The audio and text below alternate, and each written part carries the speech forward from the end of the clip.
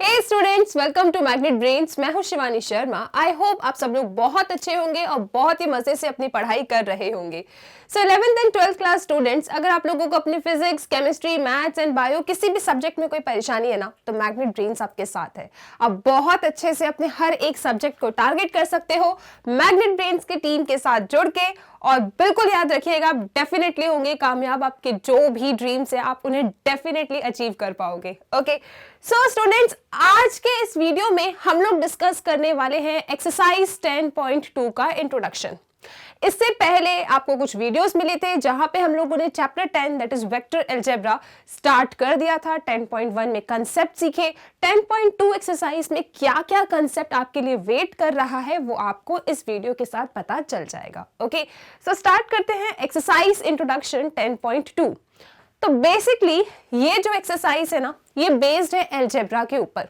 मतलब आप अपने वेक्टर्स को कैसे ऐड करते हो, सब्ट्रैक्ट करते हो। अगर आपके वेक्टर में किसी स्केलर का मल्टीप्लिकेशन होता है तो वो किस तरीके का बिहेवियर शो करता है, ये सारी बातें हम लोग इस वीडियो में डिस्कस करने वाले हैं। और बिल्कुल आपको ये चैप्टर भी पूरा सीक्वेंस में ही फॉलो करना चाहिए, क्योंकि हम लोग 10.1 में टाइप्स ऑफ वेक्टर सीख के आए, वेक्टर से थोड़ा फैमिलियर हुए, वेक्टर को रिप्रेजेंट कैसे करते हैं, वो सारी चीजें एक बिल्डअप करी। और ये सारे कंसेप्ट इस वीडियो में भी यूज होने वाले हैं। ओके, तो स्टार्ट करते हैं। एंड आई रियली होप कि आप लोगों ने 10.1 का कंसेप्ट वीडियो जरूर देखा होगा एंड 10.1 एक्सरसाइज के सॉल्यूशन भी सॉल्व करके रख लिए होंगे। ओके, सो 10.2 एक्सरसाइज में सबसे पहला शब्द आता है कि वेक्टर्स को ना आप ऐड कैसे करते हो। एडिशन ऑफ वेक्टर्स के साथ आप कैसे खेलोगे, ये इस एक्सरसाइज में आपको सिखाया जाता है। तो देखो, जिन लोगों ने 11th क्लास में फिजिक्स में पढ़ा है उन्हें एक लॉ के बारे में जरूर पता होगा, और उस लॉ का नाम है triangle law of vector addition. और एक और लॉ आप लोगों ने पढ़ा है, याद आ रहा है, parallelogram law of vector addition. वहां पे 11th क्लास में जब आपने ये दो लॉस पढ़े थे तो आपको ना पूरा स्टेटमेंट याद कराया होगा। यहाँ पे हमें वो सारी चीजें नहीं चाहिए, और जिनने 11th क्लास में नहीं भी पढ़ा है ये कंसेप्ट, आपको भी टेंशन लेने की जरूरत है नहीं, क्योंकि हम लोग यहाँ पे हमारे मैथ्स में ये triangle law of vector addition या parallelogram law of vector addition कितने हद तक है, कितनी चीजें आपको चाहिए, वो मैं आपको बता दूंगी। ठीक है, और हम लोग बहुत ही इजी वे में उसे पढ़ के खत्म भी कर देंगे। ओके, चलो, तो ऐसा मैं मान के चलती हूं कि ये टॉपिक सबके लिए नया है। अब आप लोग बहुत ध्यान से सुनना। राइट, चलो, हमें बात करना है कि वेक्टर्स को ना ऐड कैसे करते हैं। ठीक है, हम नॉर्मल से नंबर्स को ऐड करना जानते हैं, बचपन में सीख कर आए हैं एडिशन, लेकिन यहाँ पे हम किसके साथ खेल रहे हैं, हम वेक्टर्स के साथ खेल रहे हैं।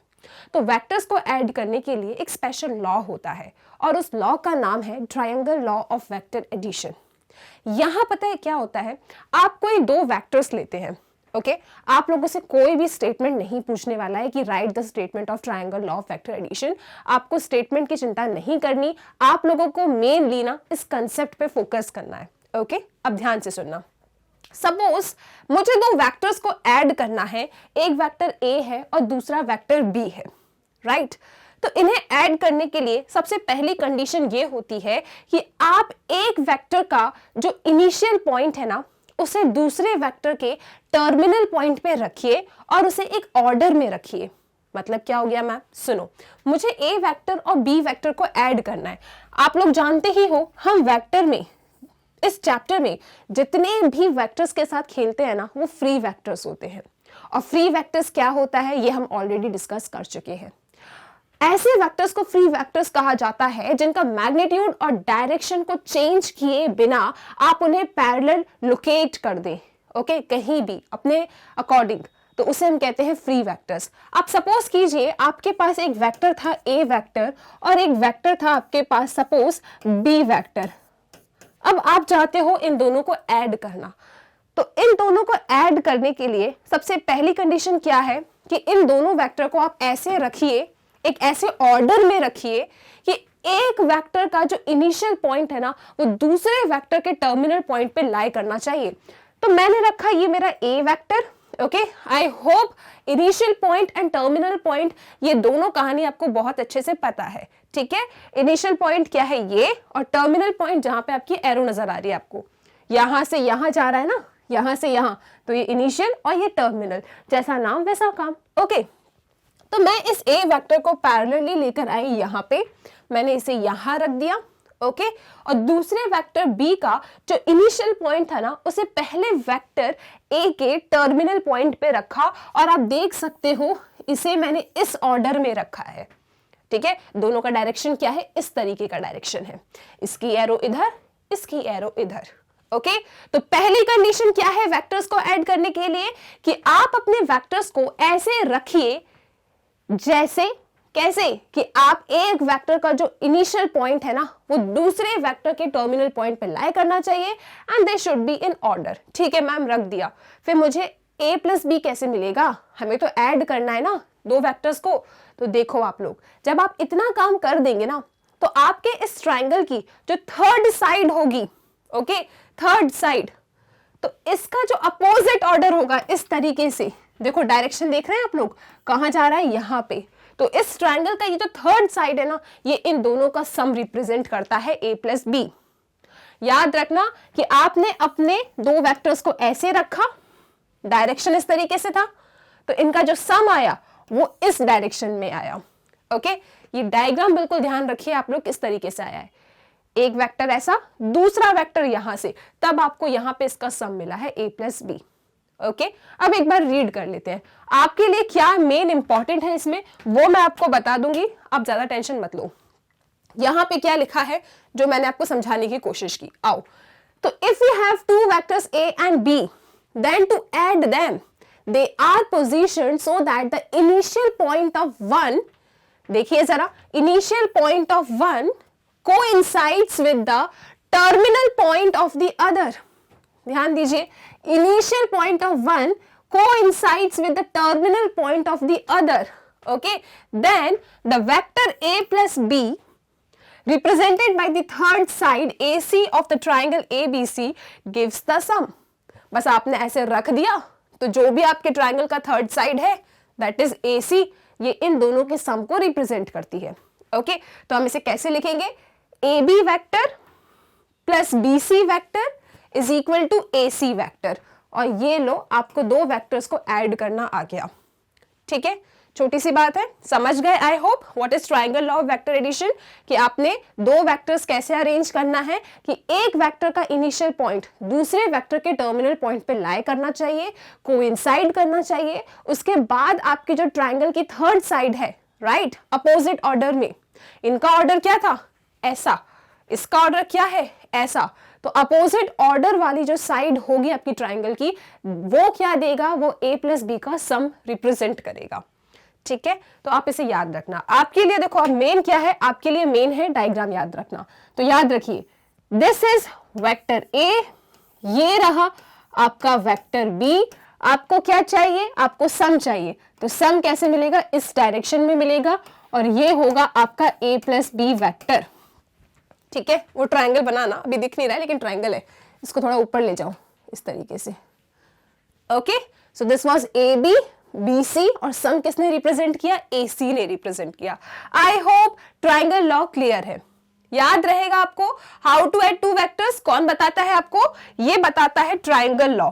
अब चलते हैं आगे अपने नेक्स्ट टॉपिक के ऊपर, आ जाओ आप लोग। अब जो नेक्स्ट टॉपिक है ना, एक छोटा सा नोट है, और इस नोट को ना बहुत संभाल के रखना आप लोग। देखो, अब किसी के मन में ये आ रहा होगा कि मैम आपने जो पीछे डायग्राम बनाया था उसमें आपने ऐसा बताया हमें, कैसा, देखो बना देते हैं आपके लिए। ये था आपका ए बी, ठीक है, ये था आपका बी सी, और यहां पे आपने एरो बनाया था ए सी के लिए। ये एरो बहुत काम के होते हैं वेक्टर में, राइट, वेक्टर पढ़ रहे हो आप लोग। तो इस तरीके का आपने हमें बताया कि मान लो यहाँ कोई ए वेक्टर था, यहाँ बी वेक्टर था, तो जो ए सी है ना, ये इसका सम रिप्रेजेंट करेगा। अब हमारे दिमाग में मैम एक सवाल आ रहा है कि अगर मान लो इस ए सी का डायरेक्शन यहाँ होने की जगह इस डायरेक्शन में होता तो क्या हो जाता, आप यही सोच रहे होंगे। ओके, अभी आपका ए सी इस तरफ डायरेक्शन शो कर रहा था, लेकिन अब आपने क्या कहा कि एक काम करो ना मैम, आप इस पूरे को एक ही ऑर्डर में ले लो। ये समझते हो आप लोग, इसका मतलब क्या है, इसका एरो यहां से यहां तक, इसका एरो यहां से यहां तक, ये कुछ नहीं है। ठीक है, ये आपको सिर्फ इतना देखना है। मैं आपके लिए डायग्राम थोड़ा हाईलाइट करती हूँ यहाँ पे। देखो ये डायग्राम कैसा है आपका, ये पॉइंट है एक, यहां से आपकी ये लाइन जा रही है, ओके, वेक्टर जा रहा है, मतलब डायरेक्टेड लाइन सेगमेंट, ये वेक्टर ए है। फिर उसके बाद इसके इनिशियल पॉइंट और इसका टर्मिनल पॉइंट आपको लेना है। ये इनिशियल पॉइंट हो गया, ये रहा टर्मिनल पॉइंट, ये रहा आपका दूसरा वेक्टर BC। फिर हमने क्या किया, देखो AB का डायरेक्शन ये, BC का डायरेक्शन ये, और अब हम पता है क्या कर रहे हैं, हम इस AC वेक्टर का डायरेक्शन ये ले रहे हैं। मतलब हमने यहाँ पे क्या किया, हमने एक ही साइकिल में पूरा वेक्टर ले लिया। देखो ऐसे ऐसे और ऐसे, पहले क्या हो रहा था, एक यहां से आ रहा था, एक यहां से आ रहा था, लेकिन अब क्या किया आपने, पूरा एक ही डायरेक्शन में ले लिया। तो इस केस में आपको क्या मिलेगा, तो आओ जरा समझे। जब ये तीनों वेक्टर्स के डायरेक्शन एकदम सेम है तब आपको क्या सम मिलता है उसको देखते हैं। अच्छा, अब आप लोग ना टाइप्स ऑफ वेक्टर पढ़कर आए हो, आप नेगेटिव ऑफ अ वेक्टर का कंसेप्ट जानते हो, ठीक है। आप ये बहुत अच्छे से जानते हो कि अगर AC वेक्टर लिखा है तो AC वेक्टर क्या होगा, नेगेटिव ऑफ CA वेक्टर होगा, हाँ या ना। इसीलिए कह रही हूँ सीक्वेंस में पढ़ोगे तब चीजों को बहुत अच्छे से समझ पाओगे, ठीक। ये क्या है, नेगेटिव ऑफ अ वेक्टर का कंसेप्ट है। नेगेटिव ऑफ अ वेक्टर क्या कहता है आपसे कि मैग्नीट्यूड सेम रहता है लेकिन डायरेक्शन अपोजिट हो जाता है। प्रीवियस क्वेश्चन में आपने देखा था कि AC का जो डायरेक्शन था, आओ इस डायग्राम को देखें यहाँ पे, ये देखिए आप लोग, प्रीवियस क्वेश्चन में आपने देखा था कि AC का डायरेक्शन ये था, ओके, कहाँ था, ऊपर की तरफ था AC का डायरेक्शन, तभी तो इसे हमने कैसे लिखा, AC, और ये एरो किसके ऊपर आती है, टर्मिनल पॉइंट के ऊपर आती है, मतलब जो डायरेक्शन था दैट वाज AC। लेकिन अगर मान लो नेक्स्ट क्वेश्चन पे जब हम आए तो हमने क्या किया, हमने इस AC का डायरेक्शन बदल दिया, इसे CA कर दिया, मतलब initial point C, final point क्या A बन गया। तो ये AC वेक्टर क्या है, CA वेक्टर का नेगेटिव ऑफ अ वेक्टर है, हाँ या ना। मैग्नीट्यूड दोनों के सेम है लेकिन डायरेक्शन बदल दिए, पहले टर्मिनल पॉइंट C था, अभी टर्मिनल पॉइंट A कर दिया। और आप जानते हो कि जब ऐसा हो जाता है तो इस वेक्टर को नेगेटिव ऑफ अ वेक्टर कहा जाता है, ठीक है। सो AC vector is negative of CA vector. अब आपको यहाँ पे पीछे अगर आप देखें अपनी पीछे वाली स्लाइड पे, तो आपके पास ये एक्सप्रेशन आई थी, AB vector plus BC vector is equal to AC vector. जब आपने ट्रायंगल लॉ लगाया था तब आपके पास कौन सी इक्वेशन आई थी, ये वाली, AB plus BC is equal to AC। यहाँ पे लिख देती हूँ मैं आप लोगों के लिए इसे। अभी हमारे पास जो स्टेटमेंट आई थी that was AB vector plus BC vector is equal to क्या था आपका, AC वेक्टर। ये आपको ट्रायंगल लॉ से मिला था। फिर आपको ना ये जानने की उत्सुकता हुई कि अगर हमारा जो ट्रायंगल का डायग्राम है, मतलब इसमें जो वेक्टर की एरोज है उससे हम सब में एक ही ऑर्डर में ले ले तो क्या नई चीज आपको मिल जाएगी, ठीक है। ये तो पिछले वाला क्वेश्चन है, ट्रायंगल लॉ से आपको ये चीजें मिली। अब आपने क्या करना चाहा, इसे CA वेक्टर बनाना चाहा, ओके। तो हम जानते हैं कि AC वेक्टर क्या होता है, नेगेटिव ऑफ CA वेक्टर। तो यहाँ पे आप AC की जगह पे क्या सब्स्टिट्यूट कर देंगे, -CA रख देंगे, ओके। सो आपको क्या मिलेगा, देखते रहना आप लोग, यहाँ पे आपको मिलेगा AB vector plus BC vector is equal to -CA vector, ठीक है, क्योंकि AC क्या है, नेगेटिव ऑफ CA है, ओके। फिर आप इसको यहां लेके आएंगे, जब आप इसको यहां शिफ्ट करेंगे तो आपको क्या मिलेगा, AB vector plus BC vector plus CA vector.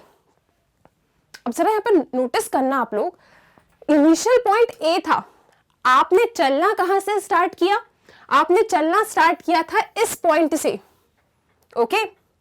जरा स्टेटमेंट को रीड करो, हम AB गए, हम BC पे गए, उसके बाद हम CA पे वापस आ गए, मतलब इनिशियल पॉइंट और जो फाइनल पॉइंट है वो क्या कर रहा है, कोइंसाइड कर रहा है। यानी कि ये जो इतने सारे वेक्टर्स हैं ये क्या बन गए, ये तो AA वेक्टर बन गए। आप देख सकते हो चलना यहां से स्टार्ट किया, वापस यहीं पहुंच गए, है ना, AB BC CA, दोबारा कहां पहुंच गए, A पे पहुंच गए। तो ये पूरा स्टेटमेंट किसके बराबर हो जाएगा, AA वेक्टर के बराबर हो जाएगा। मतलब इनिशियल पॉइंट भी तुम हो, फाइनल पॉइंट भी तुम हो। जब ऐसा हो जाता है तो इस वेक्टर को क्या कहते हैं, इस वेक्टर को जीरो वेक्टर कहते हैं। तो इससे आप लोगों ने एक बहुत ही प्यारा कंसेप्ट समझा है, और वो क्या समझा है कि this means that when the sides of a triangle are taken in order, जब आप एक ही ऑर्डर में तीनों साइड ऑफ ट्रायंगल को ले रहे हो, it leads to zero resultant. तो आपको आंसर क्या मिलता है? आपको आंसर 0 मिलता है। क्यों? क्योंकि initial point and terminal point coincide कर जाते हैं। और हम लोगों ने 9th क्लास में बहुत अच्छे से पढ़ा है डिस्टेंस एंड डिस्प्लेसमेंट। डिस्प्लेसमेंट क्या होती है? एक वेक्टर क्वांटिटी होती है। अब कितना भी चल लो, ठीक है, आप मान लो अपने स्कूल से गए थे, नहीं अपने घर से गए थे स्कूल की तरफ, बहुत लंबे लंबे रास्ते लेके आप पहुंचे अपने स्कूल तक। कहां से? घर से। लेकिन दोबारा आप कहां पहुंच गए? अपने घर पे आ गए। तो आपका डिस्प्लेसमेंट क्या हुआ? आपका डिस्प्लेसमेंट 0 हुआ। तो जब आपका इनिशियल पॉइंट और टर्मिनल पॉइंट कोइंसाइड कर जाते हैं, उस केस में आपको डिस्प्लेसमेंट क्या मिलता है? उस केस में आपको डिस्प्लेसमेंट 0 मिलता है। तो यहां पे भी वो ही हो रहा था। आप लोग चले घूमने, ठीक है, कहां से? ए पॉइंट से। आप गए ए से बी, मान लो ये आपका घर है, ठीक है, आप गए ए से बी, बी से सी, और फिर सी से दोबारा कहां आ गए? ए पर ही तो आ गए, ठीक है। तो वेक्टर के केस में आपने कुछ काम नहीं किया। आपने क्या किया? अब जहां से आपने स्टार्ट किया आप वहीं पहुंच गए। इसका मतलब आपका जो रिजल्टेंट है वो क्या है? 0 है, 0 वेक्टर है। आई होप ये कहानी क्लियर है, ठीक है। तो हमने यहां से 2 बातें बहुत अच्छे से समझने की कोशिश की है। पहली बात तो ये कि how to add vectors. Vectors को ऐड करना है अगर हमें, तो हमें क्या करना होता है? आओ जरा एक बार देख लेते हैं अपन। जब आपको वेक्टर्स को ऐड करना है तो हमेशा याद रखिएगा कि एक वेक्टर का जो इनिशियल पॉइंट है वो दूसरे वेक्टर के फाइनल पॉइंट पे आना चाहिए, and these 2 vectors should be in a order. ये दोनों वेक्टर्स एक ऑर्डर में होने चाहिए। एक ऑर्डर में होने का मतलब क्या है? एक डायरेक्शन में होने चाहिए। देखो इस तरीके से, ठीक है, एक ऑर्डर में है ये। तो ये देखो, इसका इनिशियल पॉइंट इसके टर्मिनल पॉइंट पे है, और फिर जब आपको इनका सम चाहिए ना, तो वो ट्रायंगल की 3rd साइड से मिलता है, लेकिन इसका ऑर्डर अपोजिट होता है। मतलब देखो, इन दोनों का ऑर्डर इस डायरेक्शन में था, लेकिन जो आंसर आया ना, जिस साइड ऑफ ट्रायंगल से आपको आंसर मिला, वो उसका अपोजिट ऑर्डर है। तो ये होता है आपका ट्रायंगल लॉ। अगर मैं इसे नाम दूं, this is A B and C, तो हम जानते हैं कि ए बी वेक्टर का सम BC वेक्टर से अगर हम करते हैं तो हमें क्या मिलता है? तो हमें मिलता है AC वेक्टर। यहाँ पे AC या CA दोनों में डिफरेंस है, याद रखना इस बात को, ठीक है। इस तरीके से ऐड करेंगे तो सम मिलेगा। फिर आपको अचानक से ये सोचने का मन किया कि मैम सपोज ये आपका ट्रायंगल था, मतलब ये वेक्टर A था और ये वेक्टर B है। यहां तक तो पूरी हम वही बातें फॉलो कर रहे हैं जो ट्रायंगल लॉ कहता है कि एक वेक्टर का इनिशियल पॉइंट दूसरे वेक्टर के टर्मिनल पॉइंट पे रखा है। लेकिन फिर हमने पता है क्या किया? दूसरा काम हमने यहां से ये कर दिया कि हमने ना इसका एरो का डायरेक्शन बदल के ऐसे कर दिया, ठीक है। कैसे? देखो आप लोग, इसको भी हटाते हैं अपन इस तरीके से, ठीक, इस तरीके से हमने ये काम कर दिया। तो मैम जल्दी से बता दो कि ये क्या मिलेगा? तो आप कहोगे देखो ये ए वेक्टर, मतलब ये ए पॉइंट, ये बी पॉइंट, ये सी पॉइंट। तो आप लोग यहाँ देख सकते हैं बहुत आराम से कि A B vector plus B C vector, okay, plus C A vector. Direction जैसा होता है वैसे लिखना होता है। हमेशा याद रखना, आपको सिखाया है मैंने कि टर्मिनल पॉइंट वाले पे ही लाई करना चाहिए। मतलब ये जो एरो है ना, ये उस टर्मिनल पॉइंट के ऊपर ही बननी चाहिए, ठीक है। तो देखो initial point A, terminal point B, A B. यहाँ पे क्या है? Initial point C, terminal point क्या है? ए, ठीक है। तो हम क्या देख रहे हैं? ये तो एक ही ऑर्डर में आ रहा है। मतलब क्या, चलना यहीं से स्टार्ट किया, ए बी, बी सी और सी ए, दोबारा कहाँ पहुंच गए? वहीं पहुंच गए, ठीक है। तो इसे कहा जाता है कि ये तो देखो इस टाइप का वेक्टर है और ये क्या होता है? 0 वेक्टर। ये 2 बातें मैंने आपको समझाने की कोशिश की है। आई होप आप इसे बहुत अच्छे से समझ गए हैं कि ट्राइंगल लॉ क्या होता है। और अगर ऐसा कभी कुछ हो जाए, ऐसे ही घूम के वहीं पहुंच जाओ जहां से स्टार्ट किया है, तो रिजल्टेंट 0 होता है। और ट्राइंगल लॉ में एडिशन कैसे करते हैं? अपोजिट ऑर्डर, मतलब ये दोनों सेम ऑर्डर में होने चाहिए। जो रिजल्टेंट होगा ट्राइंगल की 3rd साइड देगा, लेकिन अपोजिट ऑर्डर में। आई होप ये चीजें याद है। आप लोगों को कोई स्टेटमेंट रखने की जरूरत नहीं है, बस कंसेप्ट को समझ लो, ठीक। चलो आगे देखते हैं। अभी हमने ऐड करना सीखा। अब आपका मन कहेगा कि मैम सब्ट्रैक्ट कैसे करते हैं वेक्टर्स को? अगर मान लो हम सब्ट्रैक्ट करना चाहते हैं तो क्या होता है? तो देखो यहाँ पे ना हर एक कंसेप्ट में टाइप्स ऑफ वेक्टर आपको एकदम क्लियर कट होना चाहिए, ठीक है। अगर आपको टाइप्स ऑफ वेक्टर बहुत अच्छे से क्लियर है ना, तो ये चैप्टर बहुत इजी लगेगा। अदरवाइज अगर आप बीच बीच में से चीजें पढ़ना शुरू करोगे और अगर उन चीज़ों को बार बार रिवाइज नहीं करोगे तो आपको वेक्टर एंड 3D हमेशा टफ लगेगा, लेकिन ये दोनों चैप्टर बिल्कुल टफ नहीं होते हैं। एक एक कंसेप्ट को धीरे धीरे समझो, आपको हर एक पॉइंट क्लियर होगा। ओके राइट, अब मैं ऐसा मान के चल रही हूँ कि आपको वो बहुत अच्छे से आता है टाइप्स ऑफ वेक्टर, क्योंकि मैं उसे पढ़ा चुकी हूँ। ठीक है, आ जाओ डिफरेंस ऑफ अ वेक्टर। अब आपका मन कर रहा है how to subtract a vector, तो देखो कुछ नहीं है, नेगेटिव ऑफ अ वेक्टर का कंसेप्ट लगेगा। वो ही फिगर है, लेकिन जो अपन ने सबसे पहली स्लाइड में देखा था उसी फिगर में थोड़ा सा एक्सटेंशन कर रहे हैं अपन। ठीक है, क्या किया हमने, देखो ये वेक्टर ए है और ये वेक्टर बी है। अब आप इन्हें सब्ट्रैक्ट करना चाहते हैं, तो आप क्या करेंगे, यहाँ पे ये वेक्टर ए ऐसे ही रखा, ये जो वेक्टर बी का डायरेक्शन है ना, मतलब ये बीसी वेक्टर बी को रिप्रेजेंट कर रहा है। मैंने बोला बीसी वेक्टर, इसका मतलब क्या है कि इसका इनिशियल पॉइंट है बी और टर्मिनल पॉइंट क्या है सी, डायरेक्शन क्या है बीसी की डायरेक्शन में। तो मैंने एक काम किया, एक काम करो, इसका नेगेटिव ले लो, नेगेटिव ऑफ अ वेक्टर बनाओ जरा। मतलब बीसी है ना, तो आप इसे, इसका डायरेक्शन ऊपर है, आप इसे नीचे के डायरेक्शन में बनाइए। आप जानते हो बहुत अच्छे से, जब भी मैग्नीट्यूड सेम बना रहे हो लेकिन डायरेक्शन अपोजिट बना रहे हो तो किसका केस होता है, बिल्कुल सही जवाब, नेगेटिव ऑफ अ वेक्टर का केस होता है। हमने बीसी बना के रखा हुआ था इस डायरेक्शन में, हमने कहा देखो हम मैग्नीट्यूड से कुछ नहीं कर रहे, हम सिर्फ इसका डायरेक्शन बदल रहे हैं। तो इस वेक्टर को हमने नीचे की तरफ एक्सटेंड किया और ये बनाया बीसी डैश। तो ये बीसी डैश कैसा वेक्टर होगा, देखो BC था बी वेक्टर, तो BC डैश कैसा वेक्टर होगा, माइनस बी वेक्टर। बोलो हाँ या ना, ये चीज मानते हो। हम नेगेटिव ऑफ अ वेक्टर का कंसेप्ट पढ़ के आए हैं। अगर एक वेक्टर का डायरेक्शन ये है, दूसरे वेक्टर का डायरेक्शन ये है, दोनों का मैग्नीट्यूड सेम है, तो this vector is negative of this vector. तो ये वेक्टर कितना था B, तो इसका नेगेटिव ये क्या हो जाएगा, माइनस बी। हमने डायरेक्शन बदल दिया, BC ऊपर के डायरेक्शन में था, BC डैश नीचे के डायरेक्शन में है। ठीक है, अब सुनो मैम, हम तो डिफरेंस ऑफ अ वेक्टर सीख रहे थे, आप नेगेटिव ऑफ अ वेक्टर के कंसेप्ट पे क्यों आ गए, क्योंकि इसी से ही आप डिफरेंस ऑफ अ वेक्टर सीखने वाले हो। ठीक है, सिर्फ एक या दो ही लॉ है आपके पास जिससे आप आसानी से ये पूरे काम कर सकते हो। ठीक है, अब सुनो मैंने क्या किया, ये जो फिगर ऊपर के डायरेक्शन में था ना, इसको बड़ी चालाकी से नीचे के डायरेक्शन में बना लिया। ठीक है, तो अब हम कहाँ फोकस करेंगे, देखो आप लोग क्या चाहते थे, आप लोग चाहते थे कि a माइनस बी बताओ मैम कहाँ मिलेगा, तो हमने उसी को करने के लिए क्या किया, इसको नीचे के डायरेक्शन में बना लिया। सो this is my a vector, ये इनिशियल पॉइंट, ये टर्मिनल पॉइंट। बहुत ध्यान से देखना, ये a b क्या है, a वेक्टर। अच्छा, ट्रायंगल लॉ क्या कहता है, मैम ट्रायंगल लॉ कितनी बार तो बता दिया। ट्रायंगल लॉ ये कहता है कि एक वेक्टर का इनिशियल पॉइंट दूसरे वेक्टर के टर्मिनल पॉइंट पे लाई करना चाहिए और इनका ऑर्डर सेम होना चाहिए। अच्छा, अब जरा इसको ध्यान से देखो, ये BC डैश को देखो आप लोग, ये रहा आपका BC डैश, इसका इनिशियल पॉइंट इसके टर्मिनल पॉइंट पे है, इन दोनों का ऑर्डर एक है, सेम ऑर्डर है या नहीं, बिल्कुल है। देखो ऐसा टेकन इन ऑर्डर, ठीक है, दोनों एक ही ऑर्डर में लिए गए हैं।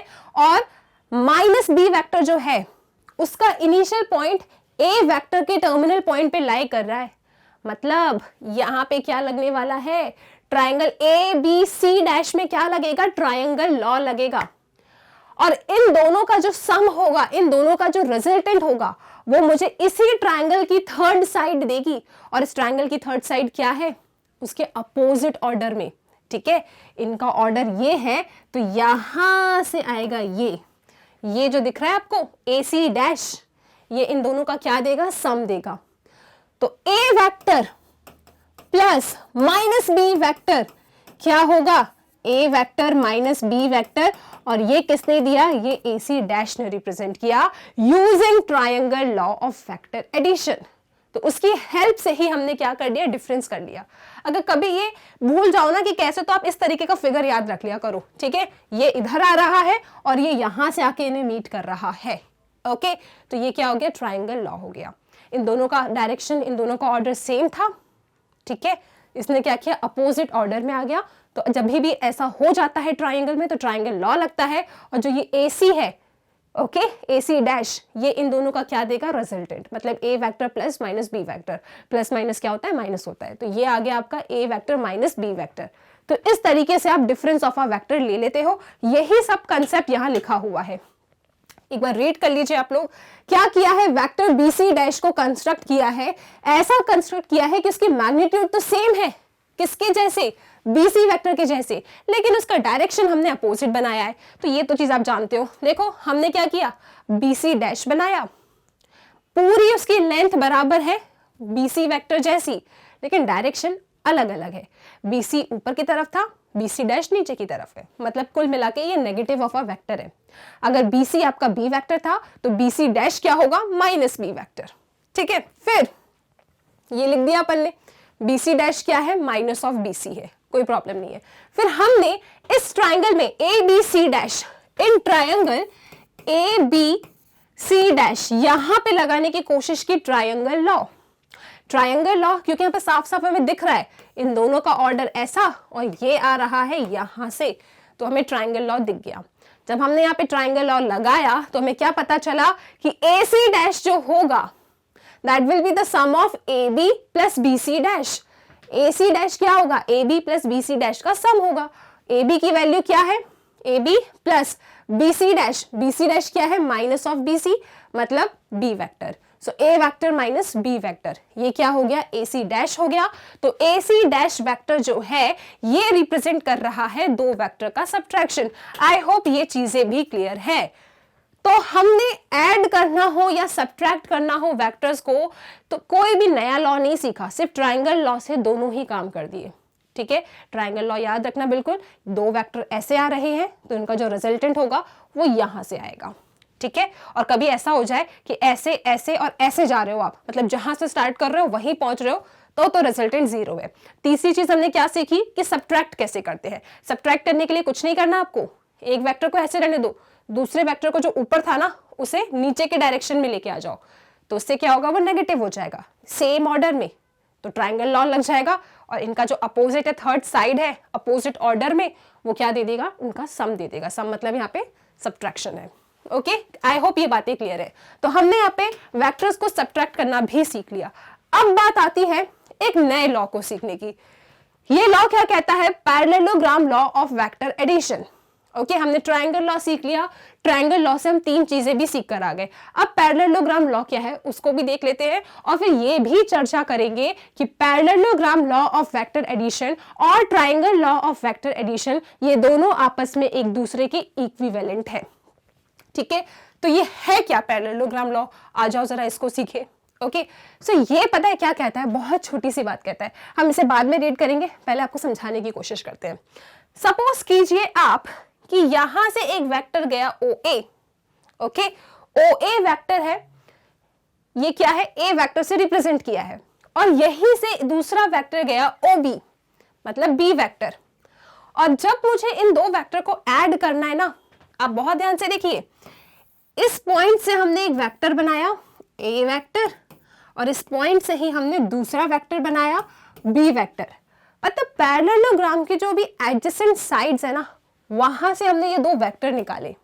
ठीक है, मैं पैरेललोग्राम का है, अरे अभी दिख जाएगा, अभी बस आप इतना समझो। ठीक है, कि एक वेक्टर यहां से जा रहा है, दूसरा वेक्टर यहां से जा रहा है। ओके, तो इनका जो सम होगा ना, वो इनके कॉमन पॉइंट से जो डायगोनल निकलेगी, इनके कॉमन पॉइंट से जो डायगोनल निकलेगी ना, वो इनके सम को रिप्रेजेंट करेगी। ठीक है, आई होप ये बातें क्लियर है। बस यही parallelogram law of vector addition है। आप इसको पैरेललोग्राम देखना चाहते हो तो मैं बताती हूँ कैसे बनेगा। पहले बताओ इतनी बात क्लियर है कि नहीं। पैरेललोग्राम लॉ क्या कहता है कि दोनों के ना ऐसा को इनिशियल टाइप के वेक्टर बना लो आप। ठीक है, दोनों की इनिशियल पॉइंट सेम है। बेसिकली अगर देखा जाए, जब हम कंसेप्ट ऑफ फ्री वेक्टर का यूज करेंगे तो मैं आपको बताऊंगी पैरेललोग्राम कैसे बन रहा है। चलो बता ही देती हूँ।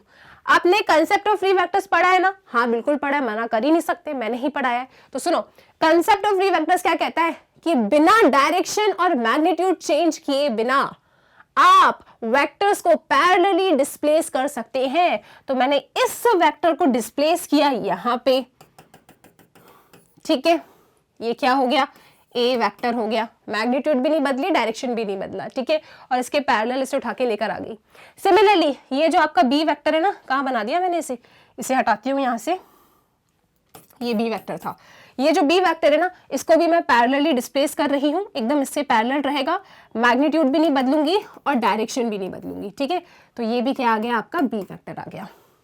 सब ठीक है, एरोज भी ठीक है। चलो, तो ये बन गया पैरेललोग्राम लॉ। अब सुनो क्या कहता है पैरेललोग्राम, कि जब भी आप अपने पैरेललोग्राम के एडजेसेंट साइड के वेक्टर्स लेते हैं तो उनका सम, वो जो कॉमन पॉइंट है ना दोनों वेक्टर्स का, उनकी डायगोनल देती है। ठीक है, अब रीड कर लो। If we have two vectors A and B represented by the two adjacent sides of a parallelogram in magnitude and direction, then their sum a plus b is represented in magnitude and direction by the diagonal of a parallelogram through their common point। ये देखो a vector, ये b vector, दोनों ही क्या है, एक दूसरे के adjacent है, पड़ोसी है। ठीक है, ये इसका पड़ोसी, ये इसका पड़ोसी, तो जो इनका सम होगा वो क्या होगा, इनका जो सम होगा वो इनकी डायगोनल से रिप्रेजेंट किया जाएगा, जो इन दोनों का कॉमन पॉइंट से निकली है। Okay, this is known as the parallelogram law of vector addition. इसे हम parallelogram law of vector addition कहते हैं। आई होप ये क्लियर है। कुछ कुछ हल्की हल्की बातें समझ में आ रही है, बहुत अगर सही है अगर आप कुछ कुछ चीजें पकड़ पा रहे हो।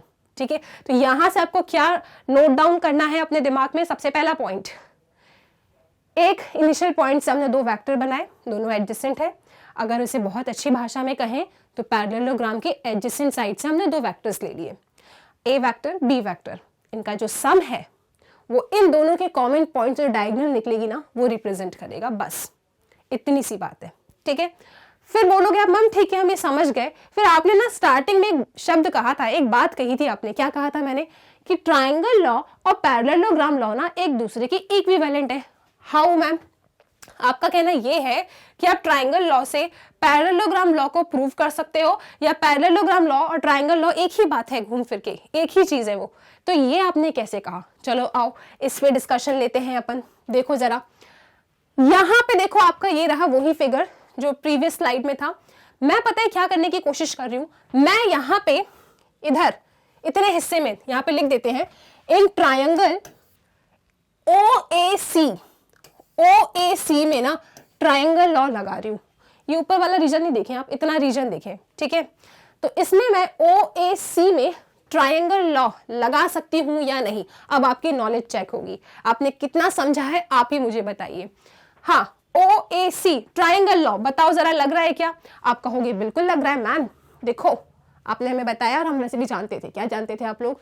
कि दो वेक्टर्स हैं, ए वेक्टर बी वेक्टर है, एक वेक्टर का इनिशियल पॉइंट दूसरे वेक्टर के टर्मिनल पॉइंट पे है, चेक करो है क्या, एक वेक्टर का इनिशियल पॉइंट दूसरे वेक्टर के टर्मिनल पॉइंट पे है, बिल्कुल सही है।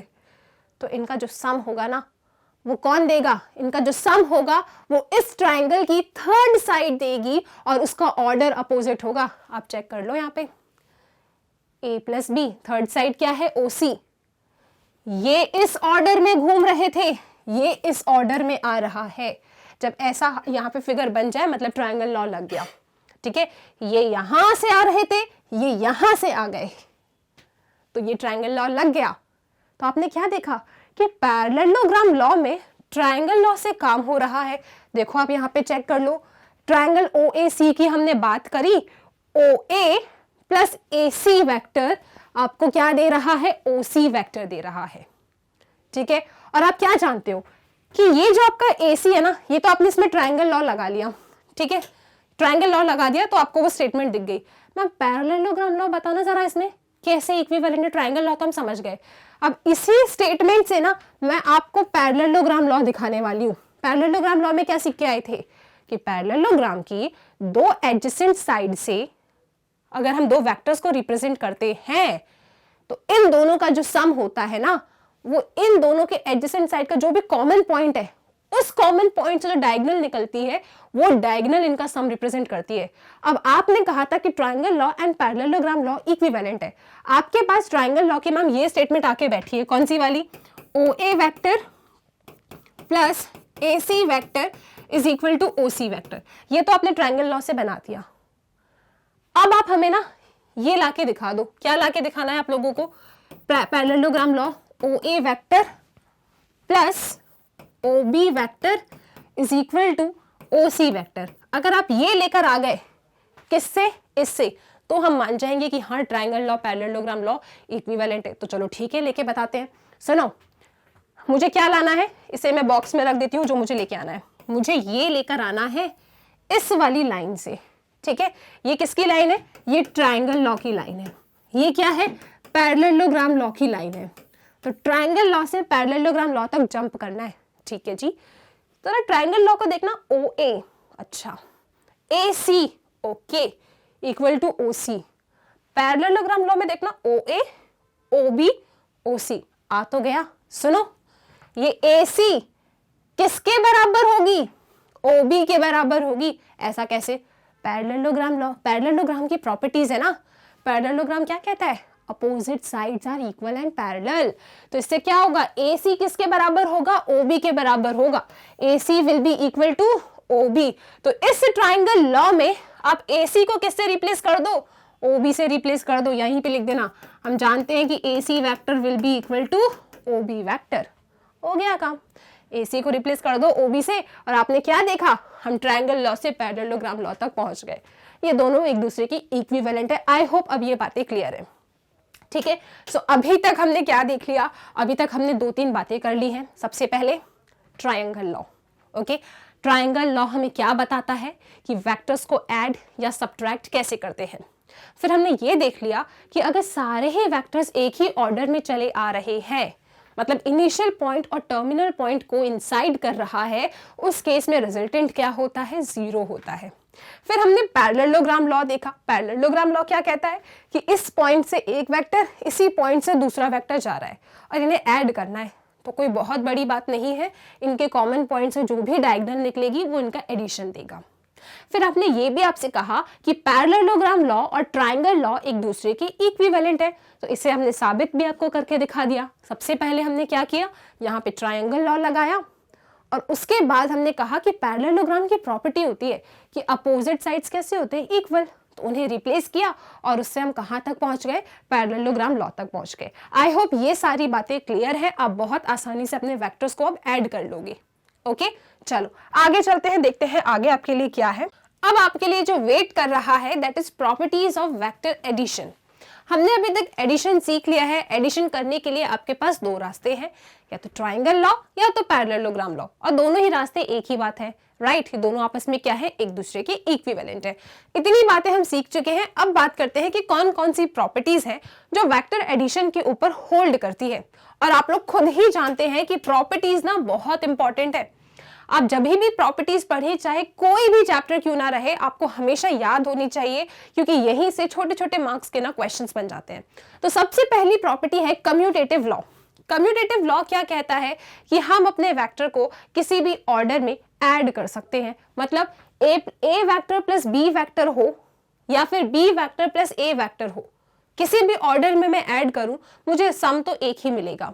मैं चाहूं तो पहले ए वेक्टर निकालूं, फिर बी वेक्टर, और फिर ए में बी को ऐड कर दूं, एक ही आंसर मिलेगा।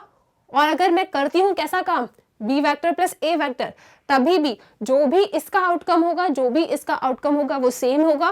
कुल मिला के आपको बस इतनी बात याद रखनी है कि जैसे आप बचपन में क्या करते थे, 2+3 या 3+2, आउटकम क्या आता है? 4 आता है क्या? नहीं, 5 आता है, ठीक है।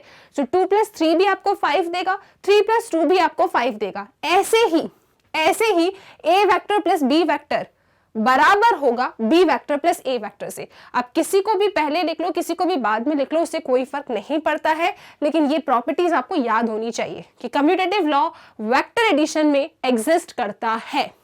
दूसरा लॉ है एसोसिएटिव लॉ। एसोसिएटिव लॉ जैसे ही आप सुनते हो तो आपके पास 3 वेक्टर्स आने चाहिए, ओके। तो मैं अगर पहले ए वेक्टर और बी वेक्टर को ऐड कर लूं, इसका आउटकम निकाल लूं, और इसके आउटकम में सी वेक्टर को ऐड कर दूं, ठीक है, या फिर B vector plus C vector को पहले ऐड कर लूं, फिर जो भी इसका आउटकम आएगा उसमें ए वेक्टर को ऐड कर लूं, मैं किसी भी मैनर में ऐड करूं, मुझे आंसर तो सेम ही मिलने वाला है। पहले इन दोनों को ऐड करके इसमें ये ऐड करूं, या फिर इन दोनों को पहले ऐड करके इसमें ये ऐड करूं, कुछ भी करूं मैं, आंसर तो दोनों का सेम ही आएगा, ठीक है। तो commutative law and associative law दोनों होल्ड करता है वेक्टर्स के ऊपर। इसके बाद आता है एडिटिव आइडेंटिटी। एडिटिव आइडेंटिटी क्या होती है? जैसे आपने पहले भी 7th 8th क्लास में सीखा है एडिटिव आइडेंटिटी, मतलब एक ऐसा नंबर, यहाँ तो वेक्टर है तो आप क्या बोलेंगे, एक ऐसा वेक्टर आप सोचिए, उस वेक्टर में अगर मैं कोई और वेक्टर ऐड करूं तो मुझे वो ही वेक्टर मिल जाए, तो वो कौन है? Zero vector. तो जीरो वेक्टर क्या है? आपका एडिटिव आइडेंटिटी है। अब जीरो वेक्टर में अगर ए वेक्टर ऐड कर दें तो आपको क्या मिलेगा? ए वेक्टर ही मिलेगा। या जीरो वेक्टर में ए वेक्टर ऐड करें या ए वेक्टर में जीरो वेक्टर ऐड करें, आपको क्या मिलेगा? ए वेक्टर मिलेगा। तो दिस इज एडिटिव आइडेंटिटी। तो जीरो क्या होता है? एडिटिव आइडेंटिटी होता है। तो ये तीनों प्रॉपर्टीज आप याद रखिएगा कि कम्यूटेटिव लॉ, एसोसिएटिव लॉ और एडिटिव आइडेंटिटी क्या होती है वेक्टर्स की? Zero vector. क्योंकि जीरो वेक्टर ही एक ऐसा वेक्टर है जिसमें हम कोई भी वेक्टर को ऐड करें, किसी भी ऑर्डर में ऐड करें, हमें हमेशा क्या ही मिलेगा? हमें हमेशा ए वेक्टर ही मिलेगा। ओके, चलो आई होप ये बातें क्लियर है। छोटी सी प्रॉपर्टीज है, ये याद होना चाहिए। इसके बाद एक बहुत प्यारा कंसेप्ट है, इसको बहुत ध्यान से सुनना, क्योंकि 10.2 का आई थिंक क्वेश्चन नंबर 3 है, वो मैं आपको इसी कंसेप्ट पे बेस्ड बताने वाली हूँ। तो जब मैं आपको 10.2 एक्सरसाइज का क्वेश्चन नंबर 3 कराऊंगी ना, तब आपसे जरूर सवाल पूछूंगी और आप मुझे बताना हाँ मैम हम पढ़ चुके हैं, कि आप इस क्वेश्चन को इस वाले कंसेप्ट से सॉल्व कर रहे हो। लेकिन अभी सबसे पहले ये समझ लें कि कंसेप्ट है क्या। ओके, आ जाओ। हमने एडिशन की बात कर ली है, अब हम ये बात करेंगे कि अगर हम किसी वेक्टर में किसी स्केलर का मल्टीप्लिकेशन करें तो वो वेक्टर किस तरीके का अपना बिहेवियर शो करेगा।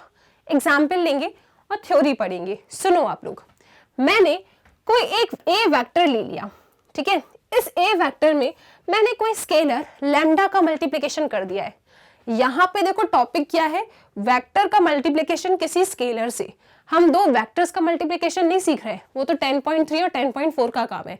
यहाँ पे हम क्या सीख रहे हैं कि किसी स्केलर से, मतलब 2 हुआ, -2 हुआ, 1 हुआ, 4 हुआ, -4 हुआ, अगर ऐसे स्केलर्स का मल्टीप्लिकेशन आप अपने किसी वेक्टर में करते हो तो आपका वेक्टर किस तरीके का नेचर शो करता है, ठीक है। अभी हम उसकी बात कर रहे हैं, राइट। चलो ठीक है, तो हमने एक वेक्टर लिया था ए और हमने एक स्केलर लिया लैम्डा।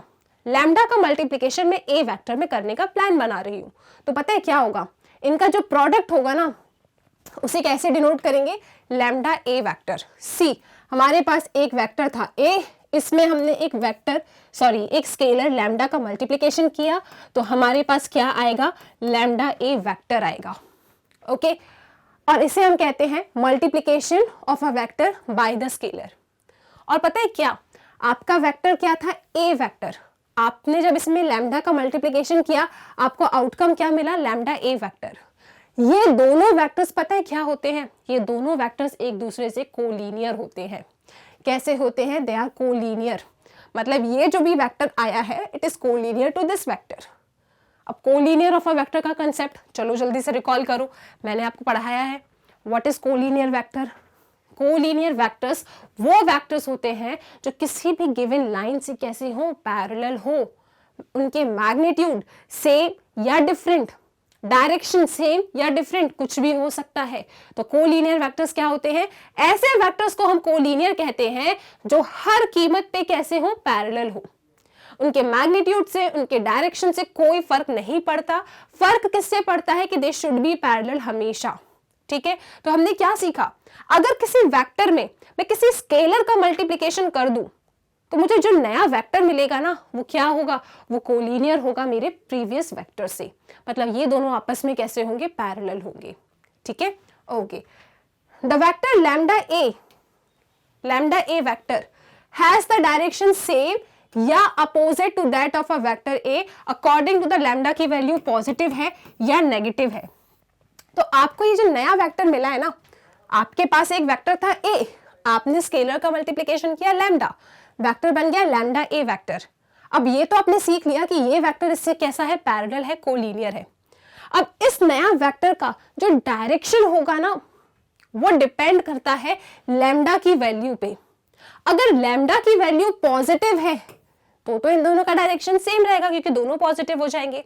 ओके, और अगर आपकी लैम्डा की वैल्यू नेगेटिव है तो इन दोनों के डायरेक्शन क्या हो जाएंगे? अपोजिट हो जाएंगे। एक एग्जांपल लेंगे अपन, ये पूरा कंसेप्ट आपका बहुत अच्छे से क्लियर हो जाएगा, बिल्कुल टेंशन मत लो। ओके, तो यहाँ पे कुछ कुछ बातें समझ में आई। इसके बाद एक छोटा सा नोट है, ये भी समझ लीजिए। अगर आप लैम्डा ए वेक्टर का मॉड लेते हैं, ये बराबर होता है लैम्डा का मॉड और ए वेक्टर के मॉड से। तो इस रिजल्ट को भी आप याद रख लेना कि ये जो आपका नया वेक्टर आया है ना, इसका अगर मैंने मॉड ले लिया तो ये इन दोनों के मॉड से बराबर होगा। ठीक है, चलो अब इसको बहुत अच्छे से समझते हैं एक एग्जाम्पल के जरिए। यहां पे आप देख सकते हो कि मेरे पास एक वेक्टर है, क्या, ए वेक्टर। कितने यूनिट का है, 1 और 2, 2 यूनिट्स का है। ठीक है, ये ए वेक्टर है, इसका डायरेक्शन क्या है, ऊपर की तरफ है। ठीक है, ये मेरा गिवन वेक्टर है। फिर मैंने एक स्केलर लिया और स्केलर का नाम क्या है, हाफ। ये हाफ मेरा एक नंबर है, इस हाफ से मैं इस ए वेक्टर में मल्टीप्लिकेशन कर रही हूं।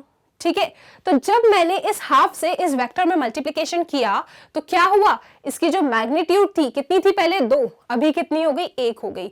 राइट, देखो मैग्नीट्यूड इसकी हाफ हो गई, लेकिन दोनों के डायरेक्शन कैसे हैं, दोनों के डायरेक्शन एक ही है। क्यों, क्योंकि ये पॉजिटिव था, ये भी पॉजिटिव है, दोनों का डायरेक्शन ऊपर की तरफ है। दोनों का क्या बदल गया, दोनों का मैग्नीट्यूड बदल गया, लेकिन दोनों का डायरेक्शन क्या है, सेम। और साथ ही साथ ये दोनों आपस में कैसे हैं, कोलिनियर हैं, पैरेलल हैं। ठीक है, अब मान लो मैंने यहां पे सपोज मैंने लैम्डा की वैल्यू हाफ ली थी। अब मैं काम करती हूं, लैम्डा की वैल्यू 2 ले लेती हूं। वेक्टर मेरा ओरिजिनल वाला यही है, मैं इस वेक्टर में अब 2 का मल्टीप्लिकेशन कर रही हूं, तो मुझे क्या मिलेगा, मुझे यहाँ पे 2a वेक्टर मिल जाएगा। मतलब इसका जो भी मैग्नीट्यूड था उसका डबल हो जाएगा, 1 2 3 4। हाँ, मैग्नीट्यूड डबल हो गया। चेक करो डायरेक्शन में कोई बदलाव आया क्या, नहीं मैम, ये भी पॉजिटिव है, ये भी पॉजिटिव है, दोनों के डायरेक्शन अभी तक सेम ही है। अच्छा, तो आप यहां से क्या समझ रहे हो कि इनके जो डायरेक्शन है ना वो किस पे डिपेंड करते हैं, कि लैम्डा आप पॉजिटिव ले रहे हो या नेगेटिव ले रहे हो। तो यहाँ पे हमने पॉजिटिव लिया, ये पॉजिटिव था, ये भी पॉजिटिव आया, दोनों का डायरेक्शन सेम है। लेकिन लैम्डा से देखो मैग्नीट्यूड पे असर पड़ रहा है, लेकिन उसके बाद भी ये दोनों आपस में कैसे हैं, कोलिनियर है। ठीक है, एक और लैम्डा लेते हैं अपन। चलो सपोज हमने लैम्डा -12 ले लिया। ओरिजिनल वेक्टर तो मेरा यही है, इसी वेक्टर में अपन बदल बदल के स्केलर ले रहे हैं और उसकी कैरेक्टरिस्टिक को स्टडी कर रहे हैं, क्योंकि जितने आप एग्जांपल्स और जितने क्वेश्चंस आप लगाएंगे ना वेक्टर अलजेब्रा में, उतना स्ट्रॉन्ग आपका ये चैप्टर होगा। यहाँ पे ऐसा नहीं होगा कि 1-2 क्वेश्चन पढ़ लिया और उसके बाद आप एकदम परफेक्ट हो और हर क्वेश्चन को अप्लाई कर लोगे। इस चैप्टर में एंड 3D चैप्टर में आप जितनी वेराइटी ऑफ क्वेश्चन को सॉल्व करेंगे उतना ज्यादा आपका ये दोनों चैप्टर स्ट्रॉन्ग होगा। ठीक है, चलो तो अब मैंने लैम्डा की वैल्यू क्या ले ली, -12 ले ली। ओके, मैं -12 का मल्टीप्लिकेशन इस ए वेक्टर में कर रही हूं। अब देखो पहले इसकी मैग्नीट्यूड क्या है, 2, अब हाफ से मल्टीप्लाई किया तो मैग्नीट्यूड तो आधी हो गई, मतलब कितनी हो गई, 1 हो गई।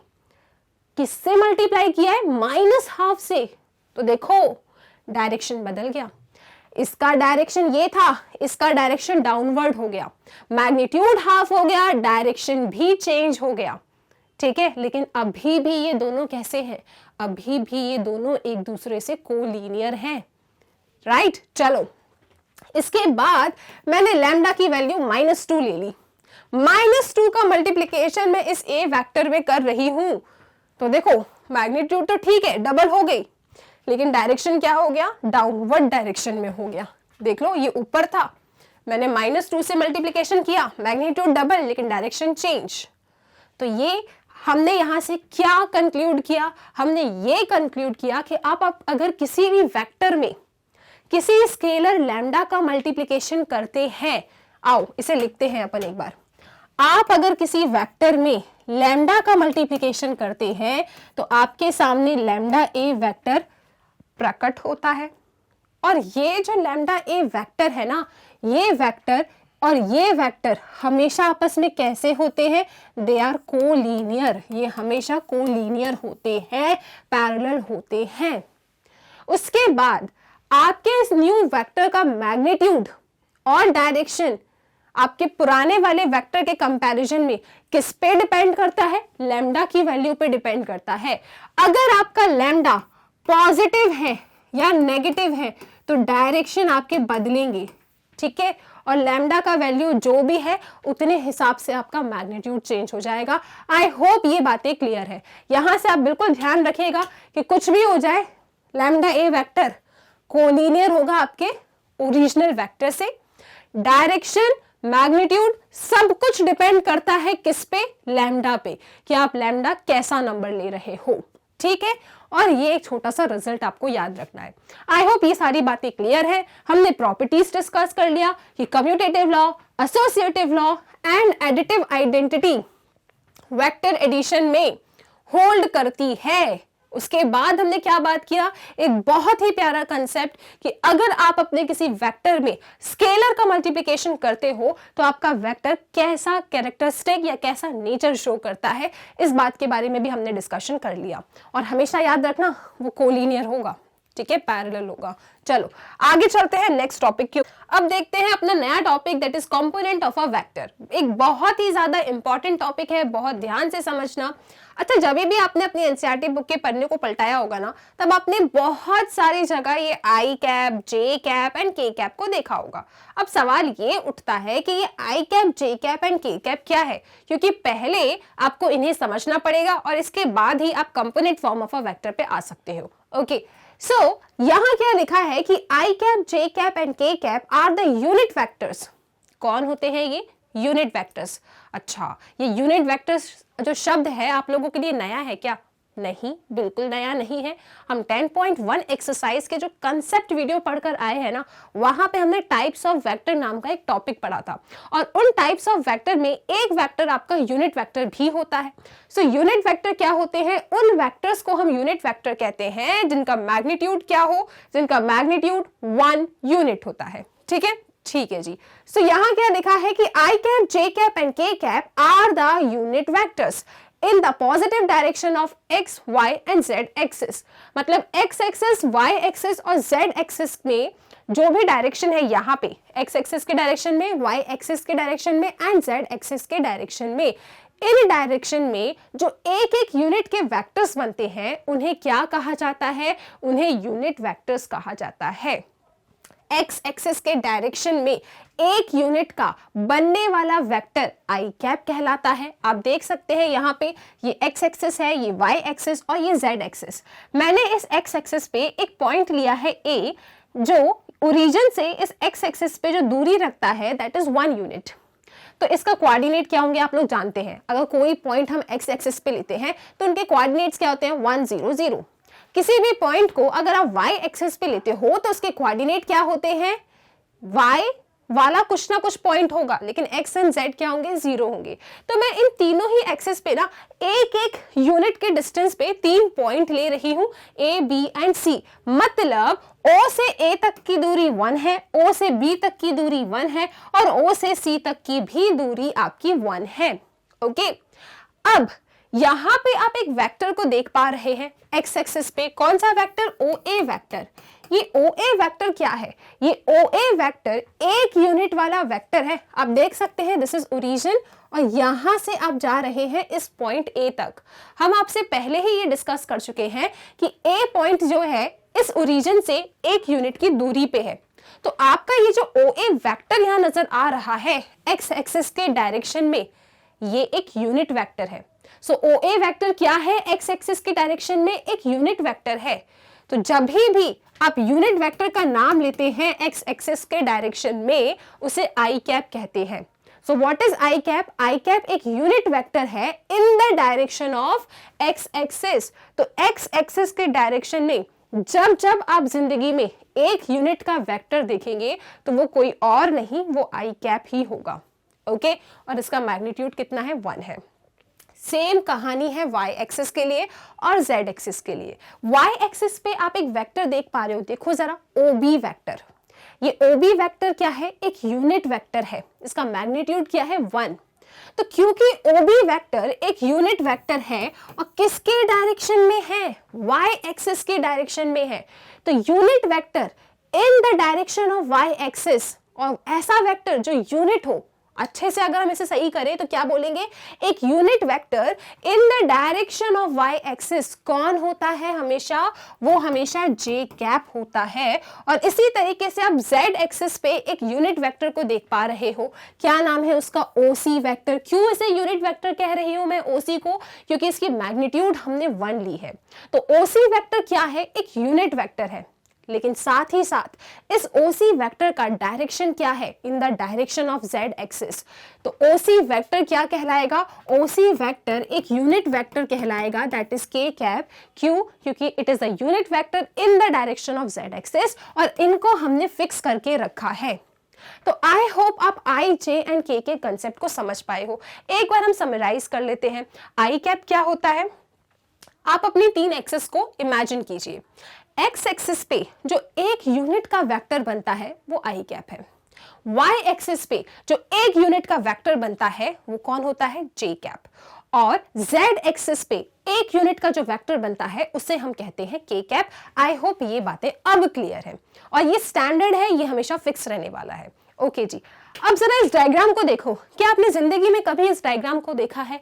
हाँ मैम, देखा है। एक्सरसाइज 10.1 के इंट्रोडक्शन में ही आपने बताया था हमें, और इस डायग्राम के थ्रू आपने हमें पोजीशन वेक्टर को ना इंट्रोड्यूस कराया था। अच्छा, इतना याद है तो जरा ये बता दो कि पोजीशन वेक्टर क्या होता है। पोजीशन वेक्टर वो वेक्टर होते हैं, कंप्लीट कीजिए, जो जिनका इनिशियल पॉइंट क्या हो, ओरिजिन हो। तो जिन भी वेक्टर के इनिशियल पॉइंट राइट ओरिजिन होते हैं, टर्मिनल पॉइंट के कुछ ना कुछ कोऑर्डिनेट्स हो सकते हैं, तो ऐसे वेक्टर को हम क्या कहते हैं, ऐसे वेक्टर को हम पोजीशन वेक्टर कहते हैं। जो सबसे ज्यादा बेसिक कंडीशन है पोजीशन वेक्टर की वो ये है कि उनके इनिशियल पॉइंट्स के कोऑर्डिनेट्स 0 0 0 होने चाहिए, दैट्स इट, मतलब ओरिजिन होना चाहिए। तो इस फिगर में जरा देख के मुझे बताओ कि पोजीशन वेक्टर कौन है। आप कहोगे मैम ओपी। ओपी वेक्टर जो है, और हम बहुत अच्छे से जानते हैं कि पोजीशन वेक्टर को हम आर वेक्टर से भी डिनोट करते हैं। तो ये जो आपका ओपी वेक्टर है ना, जिसे आपने आर वेक्टर से डिनोट किया है, this is a position vector. और पी के कोऑर्डिनेट्स क्या है, पी के कोऑर्डिनेट्स x, y, z है।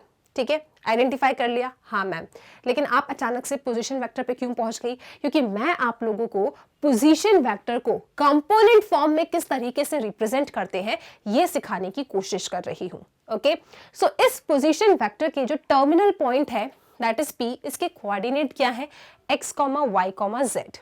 ओके, कैसे रिप्रेजेंट करते हैं वो आपके सामने है। xi cap, yj cap plus zk cap, इन तीनों के बीच में प्लस बना है। x के साथ हमने किस यूनिट वेक्टर का मल्टीप्लिकेशन किया है, i कैप का। y के साथ हमने j कैप यूनिट वेक्टर का मल्टीप्लिकेशन किया है, और k हमने z वेक्टर के साथ, जो आपका z है, z पॉइंट, उसका मल्टीप्लिकेशन हमने k वेक्टर से किया है। ओके, k यूनिट वेक्टर से किया है। तो जब आप इस तरीके से इन कोऑर्डिनेट्स का i कैप j कैप से मल्टीप्लिकेशन करके ऐड करते हो, तो आपके सामने जो वेक्टर प्रेजेंट होता है उसे हम कहते हैं component form of a vector. मतलब अगर आपको किसी भी वेक्टर को कंपोनेंट फॉर्म में लिखना है तो उस वेक्टर के जो कोऑर्डिनेट्स है ना, राइट, x वाले कोऑर्डिनेट के पीछे i कैप लगा दीजिए, फिर प्लस y वाले कोऑर्डिनेट के पीछे j कैप लगा दो, फिर प्लस, और z वाले कोऑर्डिनेट के पीछे k कैप लगा दो। तो आपको क्या मिल जाता है, आपको मिल जाता है component form of a vector. ठीक है, और इसके बाद मैंने उस ही स्लाइड में आप लोगों से बातें की थी कि how to find the magnitude of a vector. Vector के मैग्नीट्यूड कैसे फाइंड करते हैं, इस पे आपकी एक्सरसाइज 10.1 में, सॉरी 10.2 का जो पहला क्वेश्चन है वो मैग्नीट्यूड ही आपसे फाइंड करवाने वाला है। तो आपके पास कोई भी वेक्टर अगर कंपोनेंट फॉर्म में लिखा हुआ है, ठीक है, कोई भी वेक्टर अगर कंपोनेंट फॉर्म में लिखा हुआ है, तो आप किस तरीके से मैग्नीट्यूड निकालते हैं उस वेक्टर का, अंडर रूट i का कोएफिशिएंट जो है उसका स्क्वायर प्लस j का कोएफिशिएंट जो है उसका स्क्वायर प्लस k का जो कोएफिशिएंट है उसका स्क्वायर। तो अंडर रूट के अंदर आप क्या लिखते हैं, i, j एंड k के कोएफिशिएंट के स्क्वायर का सम, ये आपको देता है मैग्नीट्यूड। और इस फॉर्मूले को ना आप बहुत अच्छे से याद कर लो, क्योंकि 10.2 के स्टार्टिंग के जो 3 क्वेश्चन है वो इसी से होने वाले हैं। सो ये भी एक क्वेश्चन है, 1 मार्क्स में आपसे पूछा जा सकता है। आपके सामने एक वेक्टर रख देंगे और बोलेंगे देखो ये रहा इसका कंपोनेंट फॉर्म, आप जल्दी से हमें इसका क्या बता दो, आप जल्दी से हमें इसका मैग्नीट्यूड बता दो। तो मैग्नीट्यूड कैसे आया, x square plus y square plus z square. अब अगर आप ये इच्छा रखते हैं कि मैम जरा हमें ये बताइए ना, ये अचानक से आपने इसको वेक्टर फॉर्म में, सॉरी कंपोनेंट फॉर्म में लिख कैसे दिया। आपने अपने आर वेक्टर को एक्स आई cap plus Y j cap plus Z के कैप कैसे लिखा, इसका डेरिवेशन मिल सकता है क्या? आप चाहो तो बिल्कुल इसे डिराइव कर सकते हो। पता है किस मेथड से डिराइव करोगे, triangle law of vector addition. Triangle law of vector addition की हेल्प से आप इस कंपोनेंट फॉर्म को देख सकते हो कि ये कैसे आया। तो डेरिवेशन देखें इसका, वैसे तो आप याद रख लीजिए जो भी कोऑर्डिनेट्स होंगे ना, x वाले पॉइंट के पीछे i लगाइए, y वाले के पीछे j, z वाले के पीछे k, दैट्स इट। ठीक है, डेरिवेशन आपसे कोई नहीं पूछेगा, लेकिन स्टिल एक बार चलो देख लेते हैं कि कैसे आया। तो देखो ये फिगर आपके सामने रखा है, this is OP vector. P point के जो कोऑर्डिनेट है, देखो P पॉइंट आपका स्पेस में है, कहाँ जाना पड़ेगा आपको, स्पेस में जाना पड़ेगा। तो ये जो P पॉइंट है ना, इस P पॉइंट के कोऑर्डिनेट क्या है, x, y, z। ठीक है, ये अब बहुत ध्यान से देखना। ठीक है, मैं आप लोगों से थोड़ी हेल्प चाहती हूँ यहाँ पे, बहुत ध्यान से देखना। दिस इज P पॉइंट के कोऑर्डिनेट है x, y, z। तो जरा मुझे ये बताइए कि ये जो पॉइंट Q है ना, इसके कोऑर्डिनेट क्या होंगे। मैम पॉइंट Q कहाँ पर है, x एक्सिस पे। अच्छा, पॉइंट P जो है आपका, इसके कोऑर्डिनेट क्या है, x, y, z। तो इस पॉइंट Q के कोऑर्डिनेट क्या होंगे, x, 0, 0 स्पेस में है, आपको इमेजिन करना पड़ेगा। ठीक है, इसके बाद अगर आप अपने इस पॉइंट S पे आते हैं तो इसके कोऑर्डिनेट क्या होंगे, 0, y, 0। ठीक है, उसके बाद आप इस R पॉइंट पे आएंगे तो इसके कोऑर्डिनेट क्या होंगे, 0, 0, z। ठीक है, चलो ठीक है, मान लिया।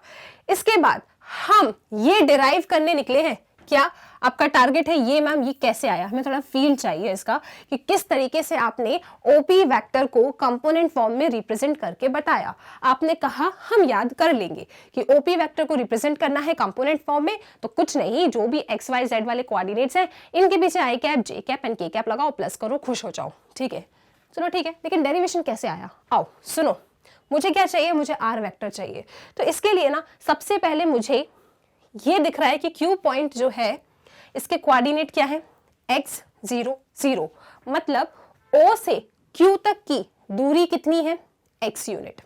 कितना डिस्टेंस है, x यूनिट। अच्छा, और आप क्या जानते हो कि x एक्सिस पे जो एक यूनिट का वेक्टर बनता है ना, उसे हम क्या कहते हैं, आई कैप कहते हैं।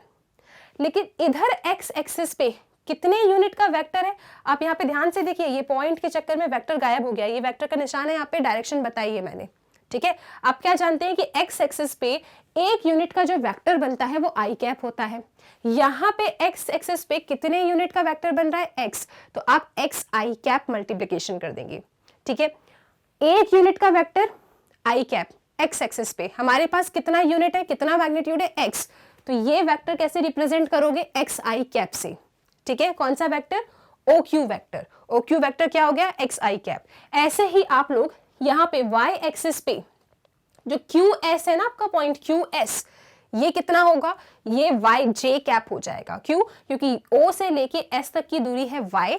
आप जानते हो कि अगर एक यूनिट का वेक्टर होता है आपके y एक्सिस पे तो वो बनता है j कैप। यहाँ पे कितना है y, तो y j कैप। इसी तरीके से आप यहाँ पे क्या लिखेंगे, z k कैप। ठीक है, तो इन सबको मैंने लिख के रख लिया है। अब साथ ही साथ सुनना आप लोग, इस ट्राइंगल OQP1 पे मैं triangle law of vector addition लगा रही हूं। यहां लगाओ आप triangle law of vector addition, तो आप क्या देख रहे हैं कि देखो ये आपका ना इस डायरेक्शन में जा रहा है ना, ट्राइंगल लॉ याद है ना। तो आप यहां पे क्या करेंगे, देखना, in triangle OQP1 OQ vector plus क्या नाम है इसका, QP1 वेक्टर, इन दोनों को जब मैं ऐड करूंगी, क्यों, क्योंकि दोनों वेक्टर्स का जो ये डायरेक्शन है ना सेम ऑर्डर में है, तो इनको जब मैं ऐड करूंगी तो वो मुझे एडिशन कौन देगा, वो एडिशन मुझे QP1 देगा। ठीक है, और इसका डायरेक्शन क्या होगा, ये होगा। ट्राइंगल लॉ पढ़ के आए हो आप लोग, ये इस डायरेक्शन में है तो ये इस डायरेक्शन में आएगा। तो जब मैंने इसे ऐड किया तो मेरे पास आउटकम कितना आया, OP1 आया, OP1 वेक्टर। ठीक है, ट्राइंगल लॉ से यहां पे आप देख सकते हो कि OQ वेक्टर की वैल्यू कितनी है, एक्स आई कैप। यहां आपने लिखा एक्स आई कैप। ठीक है, QP1 वेक्टर की वैल्यू कितनी है, तो आप देख सकते हो बहुत आसानी से कि ये इसके बराबर है ना, QP1 वेक्टर QS वेक्टर के बराबर है। तो यहां पे आप क्या लिख सकते हैं, YJ कैप। Y क्योंकि ये इसके बराबर है, ठीक है। So this is y j cap, और इससे आपको किसकी वैल्यू मिल गई, आपको OP1 वेक्टर की वैल्यू मिल गई। आप क्या फाइंड करने निकले हैं, आप फाइंड करने निकले हैं कि आर वेक्टर क्या होगा। आर वेक्टर मतलब OP वेक्टर, ठीक है, पहुंचते हैं वहां तक। अब सुनो, इस ट्राइंगल में लगा दिया ट्राइंगल लॉ। अब आप लोग आ जाइए ट्राइंगल OP1P में। कहा जा रहे हैं हम लोग, हम जा रहे हैं ट्राइंगल OP1, दूसरा कौन है P। इस ट्राइंगल में जरा ट्राइंगल लॉ लगाओ। हमें क्या चाहिए, हमें ये OP वैल्यू चाहिए, ठीक है। हमें क्या चाहिए, हमें OP चाहिए। तो ये OP रिजल्टेंट हमें कैसे मिलेगा, जब हम इसमें ट्राइंगल लॉ लगाए OP1 और प्लस P1P, है ना। हम क्या करें यहाँ पे, OP1 vector plus P1P vector, जब हम इन दोनों को ऐड करेंगे ट्राइंगल लॉ से, तभी तो हमें ये मिलेगा। देखो इनका ऑर्डर सेम है, ये यहां से आ रहा है, ये यहां से आ रहा है। तो यहाँ पे हमने ट्राइंगल लॉ लगाया इन ट्राइंगल OP1P।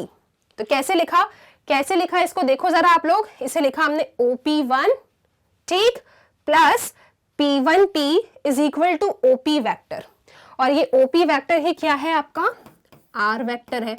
इनकी वैल्यू सब्स्टिट्यूट कर दो। OP1 की वैल्यू क्या थी, यहां रखी थी। ये OP1 की वैल्यू कितनी आई थी आपके पास, ये आई थी XI cap plus YJ cap plus P1P vector की वैल्यू कैसे मिलेगी। अब सुनो, ये जो आपका P1P वेक्टर है ये इससे पैरेलल है, ठीक है। ये P1P वेक्टर, इसकी वैल्यू और इसकी वैल्यू बिल्कुल सेम आएगी। कितनी है ये, ZK कैप, ठीक है। तो यहाँ पे आप क्या लिखेंगे, ZK कैप, और ये देखो डेरिवेशन आपके सामने है, आपने निकाल लिया अपना पोजीशन वेक्टर। कितना आया, XI cap plus YJ cap plus ZK cap.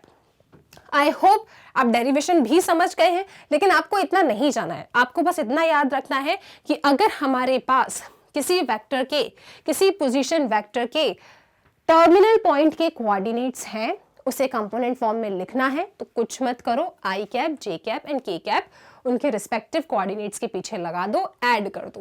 और आपके लिए जो बहुत इंपॉर्टेंट है यहाँ पे वो ये है कि मैग्नीट्यूड ऑफ अ वेक्टर कैसे फाइंड करते हैं। तो आपने जो ये कंपोनेंट फॉर्म में लिखा है ना, इसमें जो I, J एंड K है, इनके कोएफिशिएंट के स्क्वायर का सम अंडर रूट के अंदर, बस इतनी सी बातें हैं, ठीक है। सो आई होप आप इन्हें याद रखेंगे। अब बात करते हैं एक बहुत ही इंपॉर्टेंट टॉपिक की। कंपोनेंट ऑफ अ वेक्टर से ना क्वेश्चन आपसे और किस तरीके से पूछे जाते हैं। हमने ये सीख लिया, हमने ये डिराइव करना भी सीख लिया कि जो R वेक्टर है, मतलब पोजीशन वेक्टर, उसका कंपोनेंट फॉर्म ये होता है XI cap plus YJ cap plus ZK cap. हमने उसे यहाँ लिख दिया, this is the component form, no doubt. अब क्वेश्चन में ना 1 मार्क्स में आपसे कुछ क्वेश्चन पूछे जाते हैं पेपर में, क्या कि इस component form of a vector के आप हमें स्केलर कंपोनेंट बता दो और आप हमें वेक्टर कंपोनेंट बता दो। आप कहोगे हम इतने अच्छे वाले मैथ्स के क्वेश्चंस करके आए हैं, तो आपको क्या लगता है हम ये बता नहीं पाएंगे? हम ये बिल्कुल बता देंगे, बस एक बार सुन लो आप, ठीक है। स्केलर कंपोनेंट्स क्या होते हैं, आपके इस वेक्टर में जो भी I, J and K cap के कोएफिशिएंट्स होते हैं ना, that is known as scalar components. तो यहाँ पे स्केलर कंपोनेंट कौन है, X, Y एंड Z, ठीक है। ये आपके स्केलर कंपोनेंट्स हो गए। और स्केलर कंपोनेंट्स का एक और नाम होता है, वो क्या नाम है, आप अपनी एनसीईआरटी बुक में इस टॉपिक को खोलें और जरा ढूंढने की कोशिश करें और फिर आके मुझे कमेंट सेक्शन में बताएं। मुझे पता है वो क्या है, लेकिन मैं चाहती हूं आप उसे फाइंड करें और फिर मुझे कमेंट सेक्शन में बता दें कि मैम स्केलर कंपोनेंट को हम ये भी कहते हैं, ठीक है।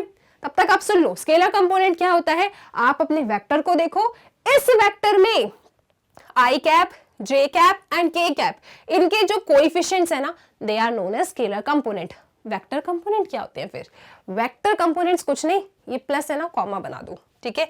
यानी कि XI cap, YJ cap, ZK cap, आप जिनसे K कैप के साथ जिन्हें लिख रहे हैं, that is vector component. Scalar क्या है, सिर्फ ये XYZ। वेक्टर कंपोनेंट क्या है, XI cap, comma YJ cap, comma ZK cap.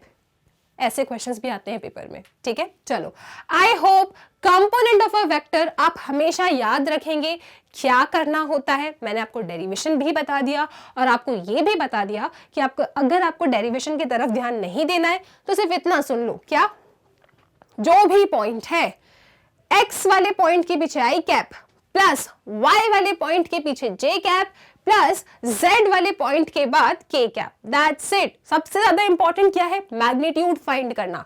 Magnitude कैसे फाइंड करते हैं? Under root x square plus y square plus z square. ये कौन है? ये आई जे के कोएफिशिएंट है। फिर स्केलर कंपोनेंट का दूसरा नाम क्या है? जल्दी से अपनी बुक के पन्ने पलटाओ और उसका नाम जो भी है लिख के बताओ, ठीक है। उसके बाद स्केलर कंपोनेंट होते क्या है? आपके इस वेक्टर में जो एक्स वाई जेड है ना, बस कॉमा लगाओ, लिख दो, they are scalar component, also known as dash. Vector component क्या होते हैं? ये जो प्लस के साइन है इन्हें हटाओ, कॉमा बना दो। मतलब क्या? एक्स आई cap comma Y j cap comma Z के कैप। इतनी सी बात थी और इतना प्यारा टॉपिक था ये। अब चलते हैं आगे। ये बहुत इंपॉर्टेंट नोट है।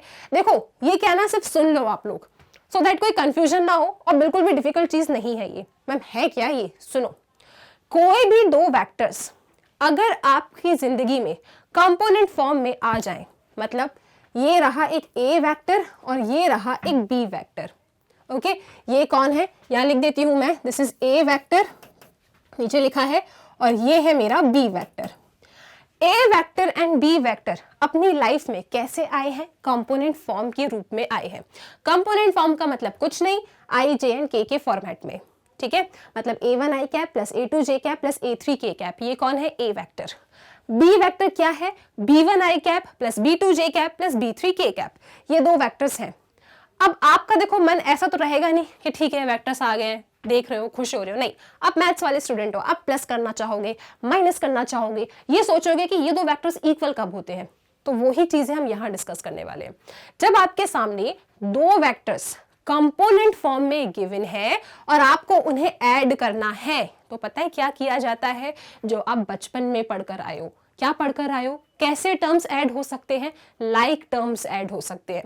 तो यहाँ पे भी जो आई के कोएफिशिएंट वाले टर्म्स है ना, जब आप ए वेक्टर और बी वेक्टर को ऐड करोगे तो आई के कोएफिशिएंट वाले टर्म्स साथ में ऐड होते हैं। आप देख सकते हैं a1 प्लस b1, राइट।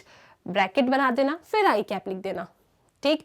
अब कंपोनेंट फॉर्म को कंपोनेंट फॉर्म से ऐड करोगे तो आंसर भी क्या आएगा? कंपोनेंट फॉर्म आएगा ना। तो इसीलिए आई जे के को ऐसे भूल मत जाना।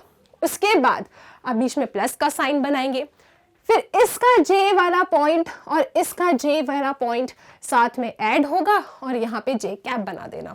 फिर इसका के वाला कोएफिशिएंट और इसका के वाला कोएफिशिएंट साथ में ऐड होगा और के कैप बना देना। तो ये तो वही काम हो गया जो आप बचपन में पढ़ते थे। कैसे ऐड करते हैं? Like terms add, like terms subtracted. अब सब्ट्रैक्शन में भी वही काम करना है। इन दोनों कंपोनेंट फॉर्म के वेक्टर्स में जो आई वाले कोएफिशिएंट्स हैं वो सब्ट्रैक्ट हो जाएंगे। ए वेक्टर माइनस बी वेक्टर निकालना है ना, तो a1 माइनस b1, फिर a2 माइनस b2, जे कैप लगा देना। उसके बाद a3 माइनस b3, के कैप लगा देना। बस इस तरीके से सब्ट्रैक्ट करते हो, इस तरीके से ऐड करते हो। लेकिन मैम हम तो मैथ्स वाले स्टूडेंट हैं, हम इतने में कहाँ खुश होने वाले हैं। अब हमें ये बताओ कि ये दो वेक्टर्स इक्वल कब होते हैं? ठीक है, ये भी एक अच्छा क्वेश्चन है। आपको आपके एक्सरसाइज 10.2 में एक क्वेश्चन मिलेगा जहाँ पे आपसे पूछेंगे ये दो वेक्टर आपके सामने हैं, जरा हमें ये बताओ कि ये इक्वल कब होंगे। तो कंडीशन क्या है वो सुन लीजिए। This is A vector, this is B vector, okay. ये ए वेक्टर है, ये बी वेक्टर है। ये ए एंड बी वेक्टर आपस में इक्वल सिर्फ और सिर्फ तब ही कहलाएंगे जब सारे पॉइंट्स, जितने भी पॉइंट्स लिखे हैं ना यहाँ पे, आई वाला कोएफिशिएंट इसके बराबर हो। आई का कोएफिशिएंट कौन है? a1, यहाँ पे कौन है? b1, they should be equal. J वाले जो कोएफिशिएंट हैं ये रहे, जे वाले कोएफिशिएंट मतलब a2 बराबर होना चाहिए b2 से, और यहाँ पे ये कौन है? a3 b3, तो a3 बराबर होना चाहिए b3 और यहाँ पे a1 बराबर होना चाहिए b1 से। तो जितने भी दोनों के i वाले कोएफिशिएंट्स हैं दोनों वेक्टर के, वो बराबर होने चाहिए। j वाले कोएफिशिएंट्स दोनों वेक्टर के बराबर होने चाहिए एंड के वाले वेक्टर्स भी दोनों के बराबर होने चाहिए। ये तीनों कंडीशंस इक्वल होनी चाहिए। ऐसा नहीं कोई एक बराबर है तो इक्वल है, नहीं, सारे बराबर होने चाहिए। जब ये सब बराबर हो जाएंगे तब आप क्या कह देंगे कि आपके वेक्टर्स कैसे हैं? इक्वल वेक्टर्स हैं। मतलब दोनों वेक्टर के आई वाले कोएफिशिएंट सेम, जे वाले सेम, के वाले सेम। मतलब मैम मिरर इमेज, जी हाँ, जैसा है एकदम वैसा ही दूसरा वेक्टर है, तो ये इक्वल है। ठीक है, चलो कोई बात नहीं, आगे आ जाओ। अब बात करते हैं कि मैम हमारे पास ना हमें और पढ़ना है क्योंकि हम तो मैथ्स वाले स्टूडेंट हैं। चलो ठीक है, क्या पढ़ना है अब आपको कि मैम अगर कोई वेक्टर हमारे पास कंपोनेंट फॉर्म में है और उसमें ना हम किसी स्केलर का मल्टीप्लिकेशन करना चाहते हैं, ठीक है, तो वो स्केलर का मल्टीप्लिकेशन क्या उस कंपोनेंट फॉर्म में लिखे हर एक नंबर से मल्टीप्लाई होता है? जी हाँ। देखो, ये आपके पास वेक्टर ए था, ठीक है, वेक्टर ए क्या था आपके पास? प्रीवियस स्लाइड में आपने देखा अभी, a1 i cap plus a2 j cap plus a3 k cap, ये आपका a वेक्टर था, a वेक्टर था। इस a वेक्टर में आपने लैम्डा का मल्टीप्लिकेशन करना चाहा, तो यहां पे लिखे इन तीनों टर्म्स के साथ उस लैम्डा का मल्टीप्लिकेशन होता है, ठीक है। जब आप लैम्डा का मल्टीप्लिकेशन करेंगे a वेक्टर में, तो लैम्डा a1 फिर i cap plus lambda a2 फिर j cap plus lambda a3 फिर k कैप। छोटी छोटी सी बातें हैं, सुन लो बस क्या जा रहा है, ठीक है। आई होप ये बातें क्लियर हो चुकी हैं। हमने कंपोनेंट फॉर्म में दो वेक्टर्स को ऐड कैसे करते हैं, सब्ट्रैक्ट कैसे करते हैं, इक्वल कब होता है, स्केलर का जब मल्टीप्लिकेशन करते हैं तो क्या सारे टर्म से करते हैं? यस, सारे टर्म से करते हैं। ये सारी बातें डिस्कस कर ली है। अब इतना पढ़ लिया है तो आप लोग फिर से क्या बोलोगे? मैथ्स वाले स्टूडेंट है मैम, हमें तो कुछ और प्रॉपर्टीज भी पता है। क्या? Distributive law. क्या डिस्ट्रीब्यूटिव लॉ होल्ड करता है आपके वेक्टर्स में? तो हेडिंग पढ़िए जरा आप लोग, the addition of vectors and the multiplication of vector by a scalar. अगर आप किसी वेक्टर में किसी स्केलर का मल्टीप्लिकेशन या एडिशन करना चाह रहे हैं तो उसमें क्या होता है? डिस्ट्रीब्यूटिव लॉ होल्ड करता है। अच्छा, एक प्रॉपर्टी तो मैंने डिस्कस करी ही नहीं, कौन सी? Additive inverse. एडिटिव इनवर्स याद है आप लोगों को? अगर कोई वेक्टर ए है, ठीक है, अभी मैं डिस्ट्रीब्यूटिव लॉ पे आती हूँ, उससे पहले जरा एक बार हम लोग एडिटिव इनवर्स को भी डिस्कस कर लेते हैं। एडिटिव इनवर्स में आप क्या पढ़ के आए हैं प्रीवियस क्लासेस में कि मैम किसी एक वेक्टर में ना, किसी एक नंबर में, अब हम भावनाओं में बह के प्रीवियस क्लास में भी वेक्टर बोल रहे हैं जो हमने कभी जाना ही नहीं था, कोई बात नहीं। प्रीवियस क्लासेस में मतलब 7th 8th में आपने एडिटिव इनवर्स नाम तो जरूर सुना होगा। वो क्या कहता है कि किसी नंबर में एक ऐसा नंबर ऐड करो कि क्या आ जाए? 0 आ जाए। एडिटिव आइडेंटिटी क्या होती थी? 0 होती थी, राइट। तो यहां पे भी वही चीज है, किसी एक वेक्टर में एक ऐसा वेक्टर आप ऐड करिए कि आपको एडिटिव आइडेंटिटी मिल जाए। तो सपोज आपके सामने एक वेक्टर ए है, इस वेक्टर में मैं ऐसा क्या ऐड करूं कि मुझे क्या मिल जाए? मुझे एडिटिव आइडेंटिटी मिल जाए। Ma'am negative of a vector add कर दो, मतलब -a वेक्टर। तो ये जो आपका -a वेक्टर है ना, इसे हम क्या कहते हैं? Negative of a vector. हाँ वो तो ठीक है, लेकिन इसी नेगेटिव ऑफ अ वेक्टर को हम लोग एडिटिव इनवर्स कहते हैं। आई होप ये बातें क्लियर है, ठीक है। छोटी छोटी सी बातें हैं, बस याद रखो और खुश रहो, ठीक है। अब डिस्ट्रीब्यूटिव लॉ पे आते हैं। तो देखो, ये वेक्टर a है, ये वेक्टर आपका a है। अच्छा, एक बार इस वेक्टर में मैंने k ऐड किया, मतलब मल्टीप्लाई किया, और एक बार m मल्टीप्लाई किया, तो पता है क्या करो?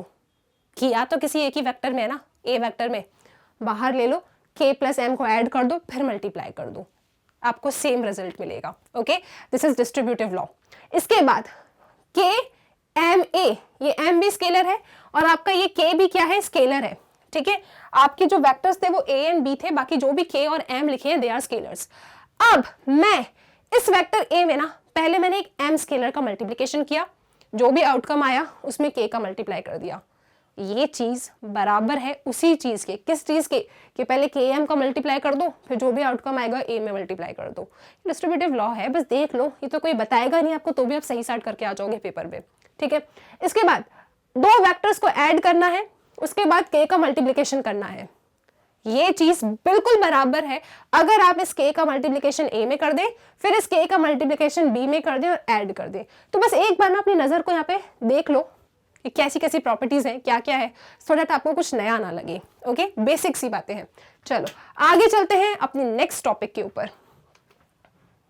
अब जो आपका नेक्स्ट टॉपिक है that is unit vector. Ma'am कितनी बार यूनिट वेक्टर पढ़ेंगे? अरे अभी तक आपने सिर्फ डेफिनेशन पढ़ा है और आपने ये समझा है कि एक्स एक्सिस, वाई एक्सिस और जेड एक्सिस के डायरेक्शन में जो यूनिट वेक्टर होते हैं ना, उन्हें किससे रिप्रेजेंट करते हैं? उन्हें आई cap, j cap and k cap से रिप्रेजेंट करते हैं। अब आप लोगों से ना पेपर में एक क्वेश्चन बनता है, तो उसी क्वेश्चन के डिस्कशन के लिए हम फिर से एक बार यूनिट वेक्टर को समझ रहे हैं।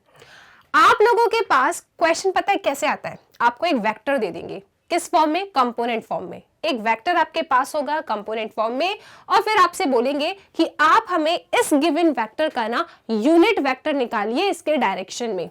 ओके, स्टेटमेंट ऐसे बोलेंगे कि find the unit vector in the direction of this A vector. इस ए वेक्टर के डायरेक्शन में जरा हमें जल्दी से आप लोग यूनिट वेक्टर तो बताइए। तो आप कैसे बताएंगे, आपके पास कुछ फॉर्मूला होना चाहिए ना, तो ये रहा पहला फॉर्मूला।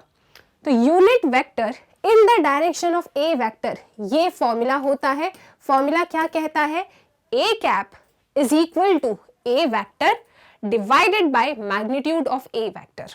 ओके, तो this is the formula to find unit vector in the direction of a given vector. Formula आपको याद रहेगा। क्वेश्चन कैसे आएगा पेपर में, आपको एक ए वेक्टर कंपोनेंट फॉर्म में दे देंगे, फिर आपसे एक स्टेटमेंट बोलेंगे कि आप लोग हमें जरा फाइंड करके बताइए unit vector in the direction of this vector. ठीक है, तो आप कैसे बताएंगे कि सुनो हमें फॉर्मूला पता है, फॉर्मूला ये कहता है कि A cap is equal to A vector divided by magnitude of A vector. तो आप क्या करेंगे, अब चीजों को रख के देखते हैं।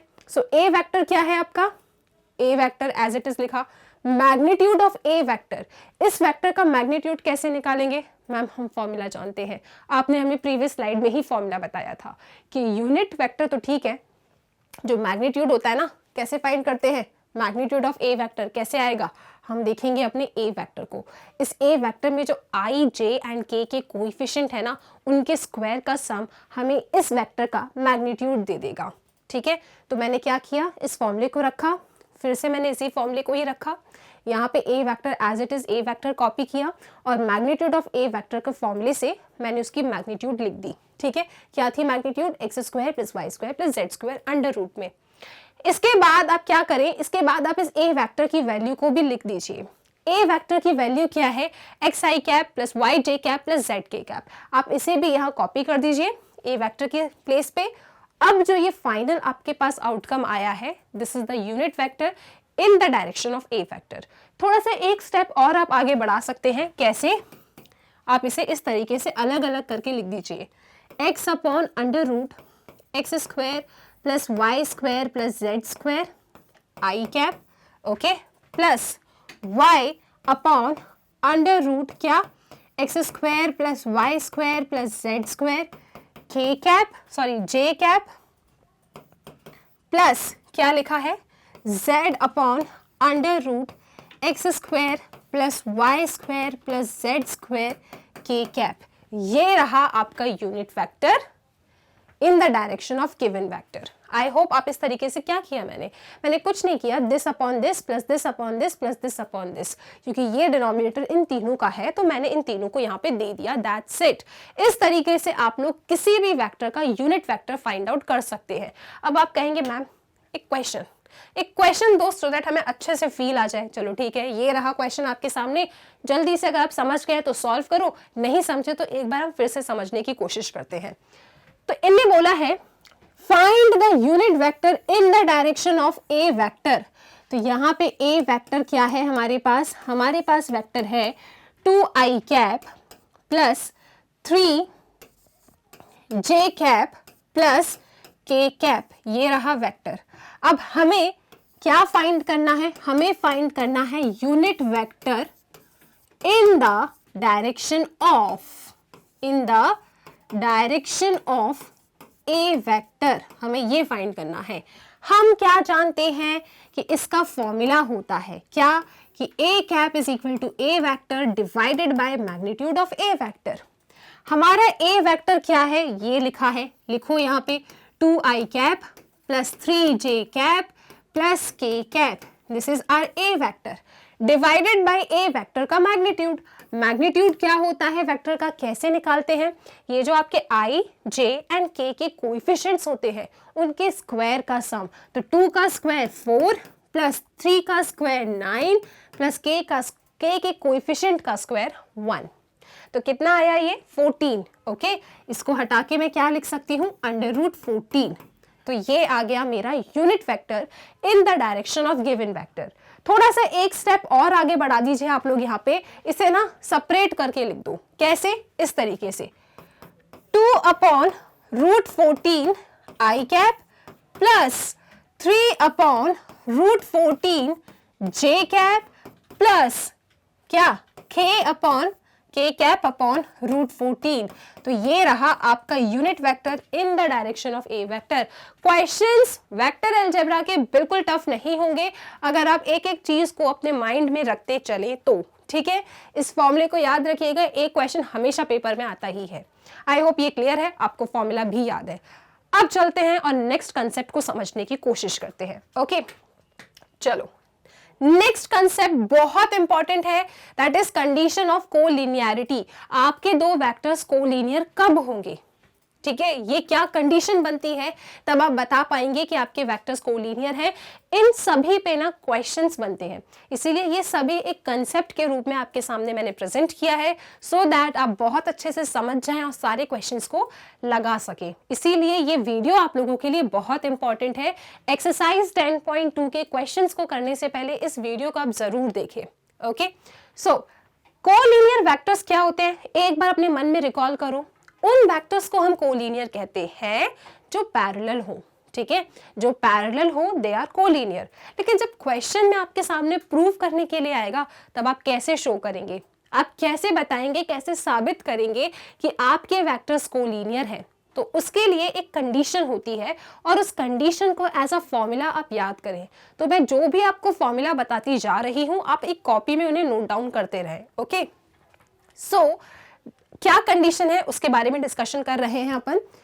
To vectors A and B are collinear if and only if there exist a non zero scalar lambda.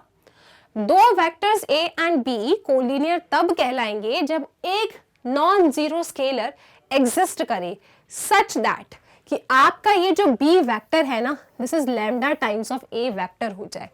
ये कैसे होता है, क्या मतलब है, जब एग्जाम्पल आएंगे ना बहुत अच्छे से समझ जाओगे। लेकिन अभी आप कंडीशन याद रखिए कि दो वेक्टर्स कोलिनियर कब होते हैं, जब एक नॉन जीरो स्केलर एग्जिस्ट करता है सच दैट कि ये B vector is equal to lambda times of A vector. ठीक है, मतलब कुछ नहीं, आपका जो भी बी वेक्टर है रहने दो, जो भी ए वेक्टर है रहने दो। किसी भी एक वेक्टर में से अगर कुछ बाहर कॉमन आ रहा है और कॉमन लेने के बाद आप उस वेक्टर को दूसरे वेक्टर की तरह बना पा रहे हो तो आप कह देंगे कि yes it is collinear vector. ठीक है, एग्जाम्पल लेंगे बहुत आराम से बन जाएगा। अभी तो आप कंडीशन याद रख लो कि two vectors A and B are collinear if there exist a non zero scalar lambda such that B vector is equal to lambda times of A vector. और अगर कंपोनेंट फॉर्म में आपके पास वेक्टर है, एक तो ये तरीका है कोलिनियर शो करने का, एक और तरीका होता है, तो वो दूसरा तरीका क्या है आओ जरा उसको भी डिस्कस करते हैं। सपोज हमारे पास एक वेक्टर है ए, कंपोनेंट फॉर्म में है। कंपोनेंट फॉर्म से अब आप कभी जिंदगी में नहीं डरने वाले क्योंकि हमने उसे बहुत अच्छे से डिस्कस कर लिया है। सो एक वेक्टर ए है, ये इसका कंपोनेंट फॉर्म है, ये दूसरा वेक्टर बी है उसके कंपोनेंट फॉर्म में। हम जानते हैं, हमने अभी अभी जस्ट ऊपर एक कंडीशन पढ़ी थी कि दो वेक्टर्स को हम कोलिनियर तब कहते हैं जब b vector is lambda times of A vector. कोई भी एक वेक्टर हो सकता है लैम्डा टाइम्स ऑफ दूसरा वेक्टर। तो सपोज यहाँ पे b vector is lambda times of क्या है ए वेक्टर। तो यह आपने बी वेक्टर लिखा, ये रहा लैम्डा, ये रहा ए वेक्टर। आप जानते हो स्केलर को कैसे मल्टीप्लाई करते हैं वेक्टर से, हर एक टर्म्स का मल्टीप्लीकेशन होता है। तो ये लैम्डा ए1 से मल्टीप्लाई होगा, ए2 से होगा, ए3 से होगा, कर दिया मल्टीप्लाई। फिर क्या होगा मैम, इसके बाद पता है आप क्या करें, दोनों साइड ना ये बीच में साइन किसका बनाए, इक्वालिटी का। आप अभी कुछ देर पहले ही पढ़ के आए हैं कि दो वेक्टर्स इक्वल कब होते हैं। दो वेक्टर्स आपके तब इक्वल होते हैं जब दोनों के आई के कोएफिशिएंट, दोनों के जे के कोएफिशिएंट और दोनों के के कोएफिशिएंट कैसे हो, इक्वल हो, सेम हो। ठीक है, तो यहाँ पे तो इन्हें पहले ही बोल दिया कि कैसे है, ये इक्वल है। इसका मतलब क्या है, इसका आई का कोएफिशिएंट और इसका आई का कोएफिशिएंट क्या होगा, बराबर होगा। Similarly J and k coefficient के लिए कहानी होने वाली है वैसी ही। तो देखो हमने आई वाले कोएफिशिएंट्स को बराबर किया तो क्या मिला, b1 is equal to lambda a1। यहाँ से लैम्डा की वैल्यू निकाली b1 बाय a1। सिमिलरली जे के कोएफिशिएंट लिए, सिमिलरली के कोएफिशिएंट लिए, कैप। ठीक है, इन तीनों के कैप के कोएफिशिएंट लिए तो हमने ये पाया कि इन तीनों में ना जो राइट हैंड साइड है वो लैम्डा आ रहा है। मतलब ये तीनों वेक्टर्स, ये जो तीनों रेशियोज आए हैं ये कैसे हैं, इक्वल है। तो जब आपके सामने जब आपके सामने कोई दो वेक्टर्स हैं कंपोनेंट फॉर्म में, तो एक तरीका होता है कोलिनियर शो करने का, क्या कि आप b vector is lambda times of A vector represent कर दो।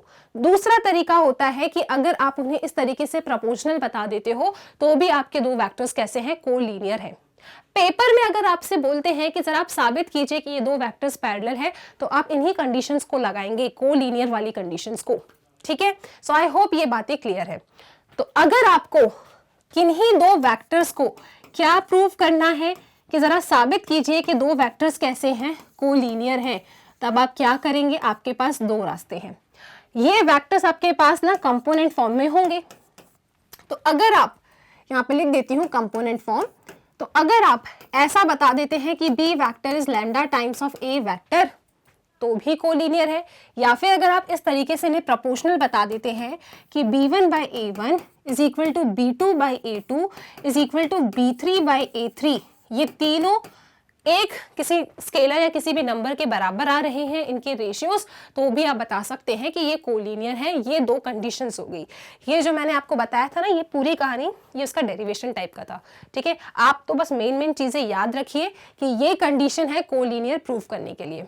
ठीक है, कंडीशन याद रहेगी, क्या बताना है, किसी एक वेक्टर को लैम्डा टाइम्स ऑफ दूसरा वेक्टर या फिर दे आर प्रोपोर्शनल। ठीक, चलो आई होप इस कंडीशन का आप स्क्रीनशॉट ले लीजिए। अपने फॉर्मूले वाले कॉपी में ना ये वाला फॉर्मूला भी आप नोट डाउन कर लेना कि कोलिनियर कैसे साबित किया जाता है।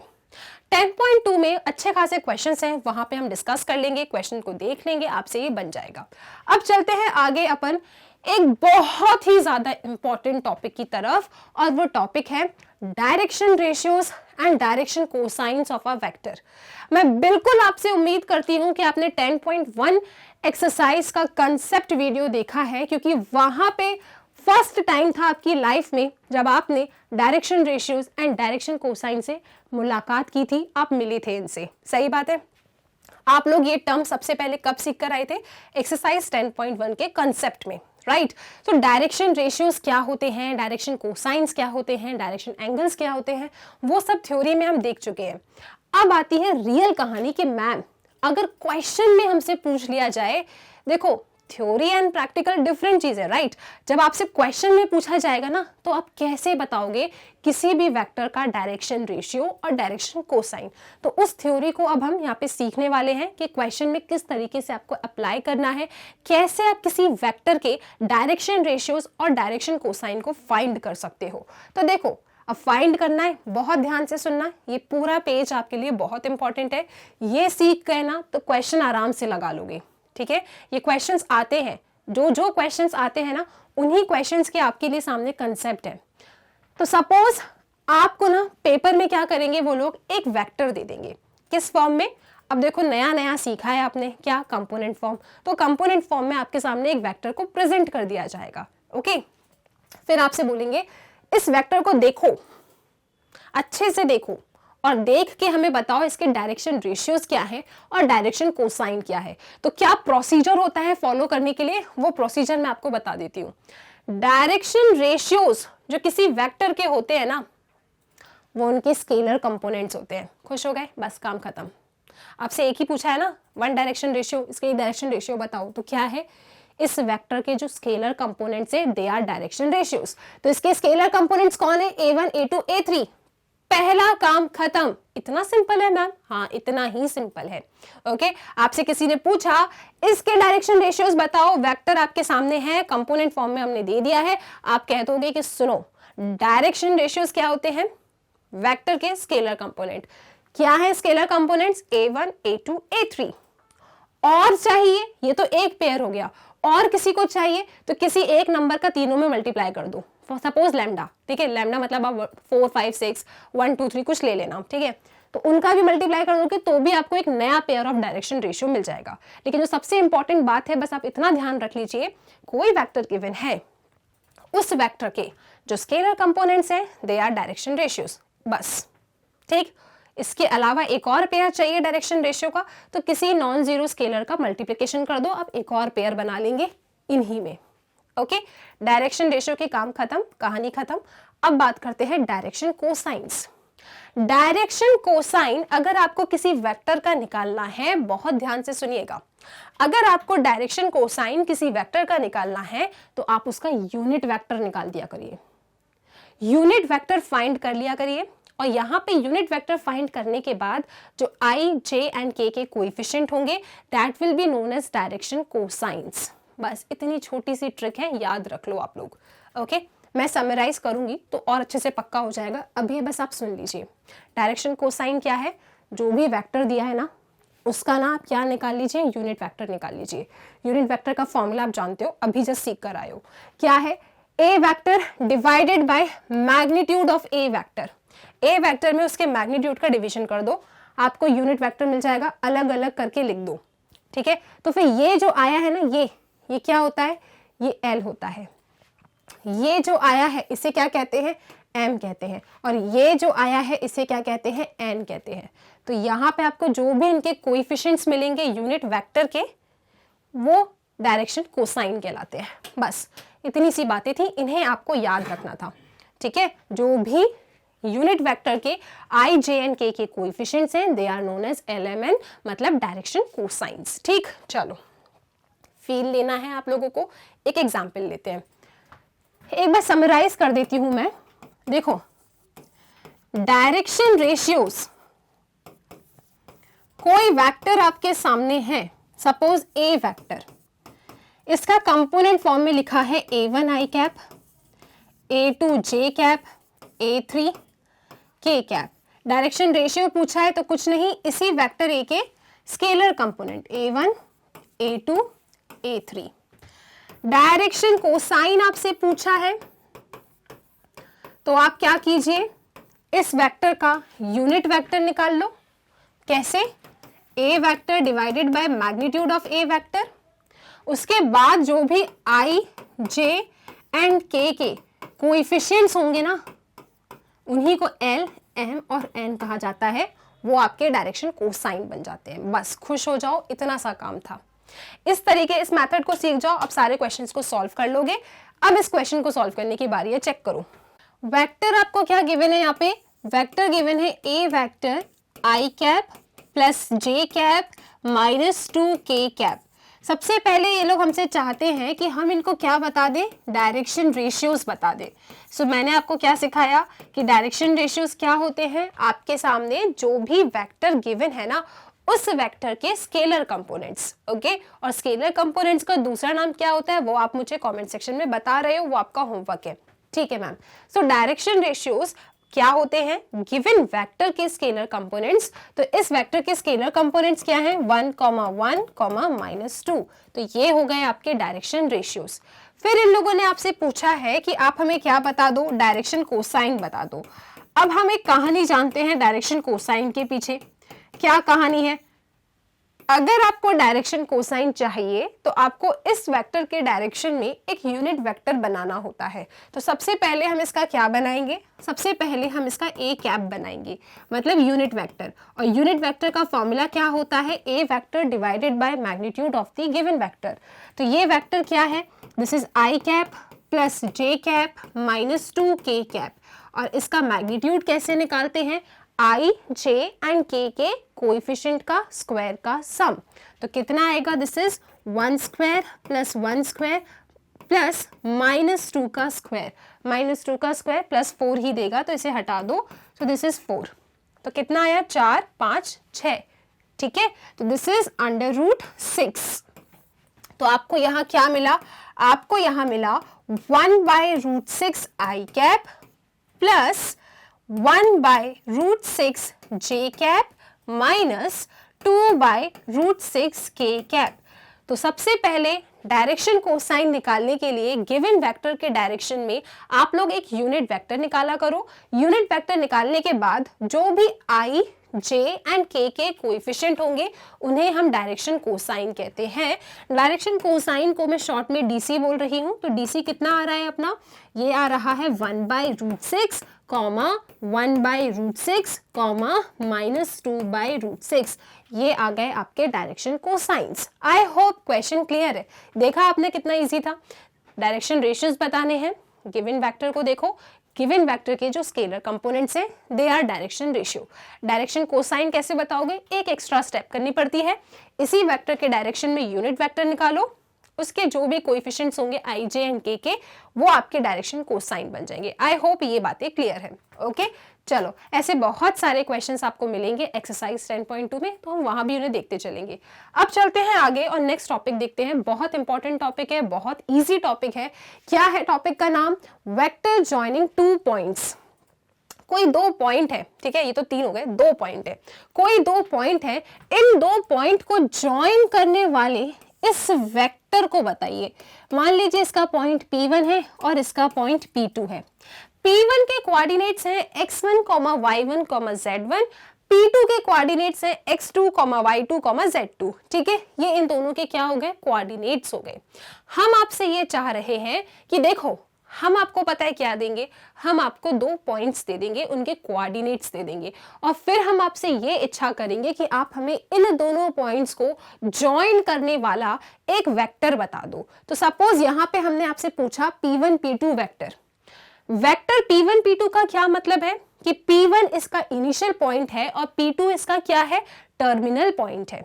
ठीक है, तो कैसे फाइंड करते हैं, आप डायरेक्टली ना फॉर्मूला समझ लो, डेरिवेशन में आपको 2 सेकंड में बता दूंगी, वो इतना टेंशन उसकी आपको लेनी नहीं है। आपको जो मेन चीज समझनी है यहाँ पे वो ये है कि फॉर्मूला क्या है। तो फॉर्मूला क्या है, यहाँ पे दो पॉइंट्स को ज्वाइन करने वाला वेक्टर क्या चाहिए, P1 P2 वेक्टर चाहिए। तो पता है क्या करें, टर्मिनल पॉइंट क्या है, P2, terminal point minus initial point. ठीक है, अगर आपके पास दो पॉइंट है, कोऑर्डिनेट्स गिवन है, वेक्टर बनाना है, तो आप क्या करें, टर्मिनल माइनस इनिशियल कर दे, आपको आपका वेक्टर मिल जाएगा। यहाँ टर्मिनल पॉइंट क्या है, P2। मैम कैसे पता चला आपको, आप लोग भी जानते हो, 10.1 पढ़ के बैठे हो, मैंने आपको बताया है कि जिसके ऊपर भी एरो आता है वो टर्मिनल पॉइंट होता है। यहाँ पे किसके ऊपर आ रहा है, P2 के ऊपर आ रहा है। ठीक है, तो terminal point minus initial point और लगा देना आई जे के। आप जानते हो आई जे के लगाया जाता है कंपोनेंट फॉर्म में, तो क्या बनेगा, x2 minus x1 i cap plus y2 minus y1 j cap plus z2 minus z1 k cap. बस बन गया आपका वेक्टर जॉइनिंग टू पॉइंट्स। कहाँ टेंशन ले रहे थे आप लोग को, पता नहीं क्या फॉर्मूला होगा, बस इतना सही फॉर्मूला है। दो पॉइंट गिवन है, डायरेक्शन आपको नोन है, आपको पता है initial point and terminal point क्या है, तो आपको क्या करना है, टर्मिनल पॉइंट के रिस्पेक्टिव कोऑर्डिनेट्स को इनिशियल पॉइंट्स के रिस्पेक्टिव कोऑर्डिनेट से सब्ट्रैक्ट कीजिए, आई जे एंड के लगा दो। अब इतने में आप कहाँ खुश होने वाले थे। अब आप मुझसे पूछोगे मैम इसका मैग्नीट्यूड, तो आप लोग ही जानते हो मैग्नीट्यूड क्या होता है, under root i j and k coefficients के स्क्वायर का सम। तो यहाँ पे क्या है, x2 माइनस x1 का स्क्वायर प्लस यहाँ क्या है, y2 माइनस y1 का स्क्वायर प्लस यहाँ क्या है, z2 माइनस z1 का स्क्वायर। बस एक ये छोटा सा टॉपिक था, इस पे भी क्वेश्चन पूछ लिया जाता है, इसलिए मैंने आपको बता दिया। ओके, हो सकता है आपको कोई दो पॉइंट दे दे और पूछे चलो बताओ ए बी वेक्टर क्या है, तो आपको पता है ए बी वेक्टर, अगर सपोज आपको दो पॉइंट देके, मान लो ये ए है और ये बी है, और आपसे पूछे ए बी वेक्टर बताओ, तो आपको पता है इसके थ्रू, क्योंकि आप रिप्रेजेंटेशन ऑफ वेक्टर जानते हैं कि बी वेक्टर टर्मिनल है, ए वेक्टर इनिशियल है, और जब भी दो पॉइंट गिवन हो वेक्टर बनाना है तो terminal point minus initial point किया जाता है। फॉर्मूला आपके सामने रखा है। ये फॉर्मूला कैसे आया, देखो सारे फॉर्मूलेज जो है ना triangle law of vector addition से ही आ जाते हैं। ठीक है, अब सपोज ये रहा मेरा axis, x axis, y axis and z axis, ये है पॉइंट P1, ये है पॉइंट P2।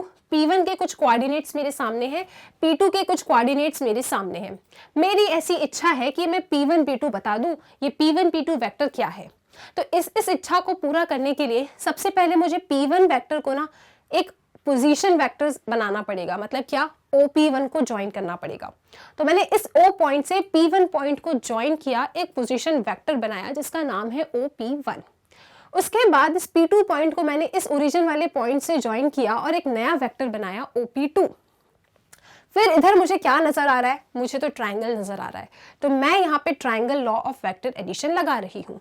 ठीक है, इसको इससे ज्वाइन किया ऐसे, और इसको इस पॉइंट P2 से ज्वाइन किया इस डायरेक्शन में, और मेरी इच्छा है क्या, मेरी इच्छा है P1 P2 बताना, P1 P2 वेक्टर क्या होगा। तो देखो ये एक डायरेक्शन में है, मतलब आप क्या करेंगे यहाँ पे, आप यहाँ लिखेंगे OP1 vector plus P1 P2 vector. तो इन दोनों का जो सम होगा, देखो ये यहां से आ रहा है और ये OP2 यहां से आ रहा है, तो इन दोनों का जो सम होगा, जो रिजल्टेंट होगा, वो किससे रिप्रेजेंट होगा, OP2 वेक्टर से रिप्रेजेंट होगा।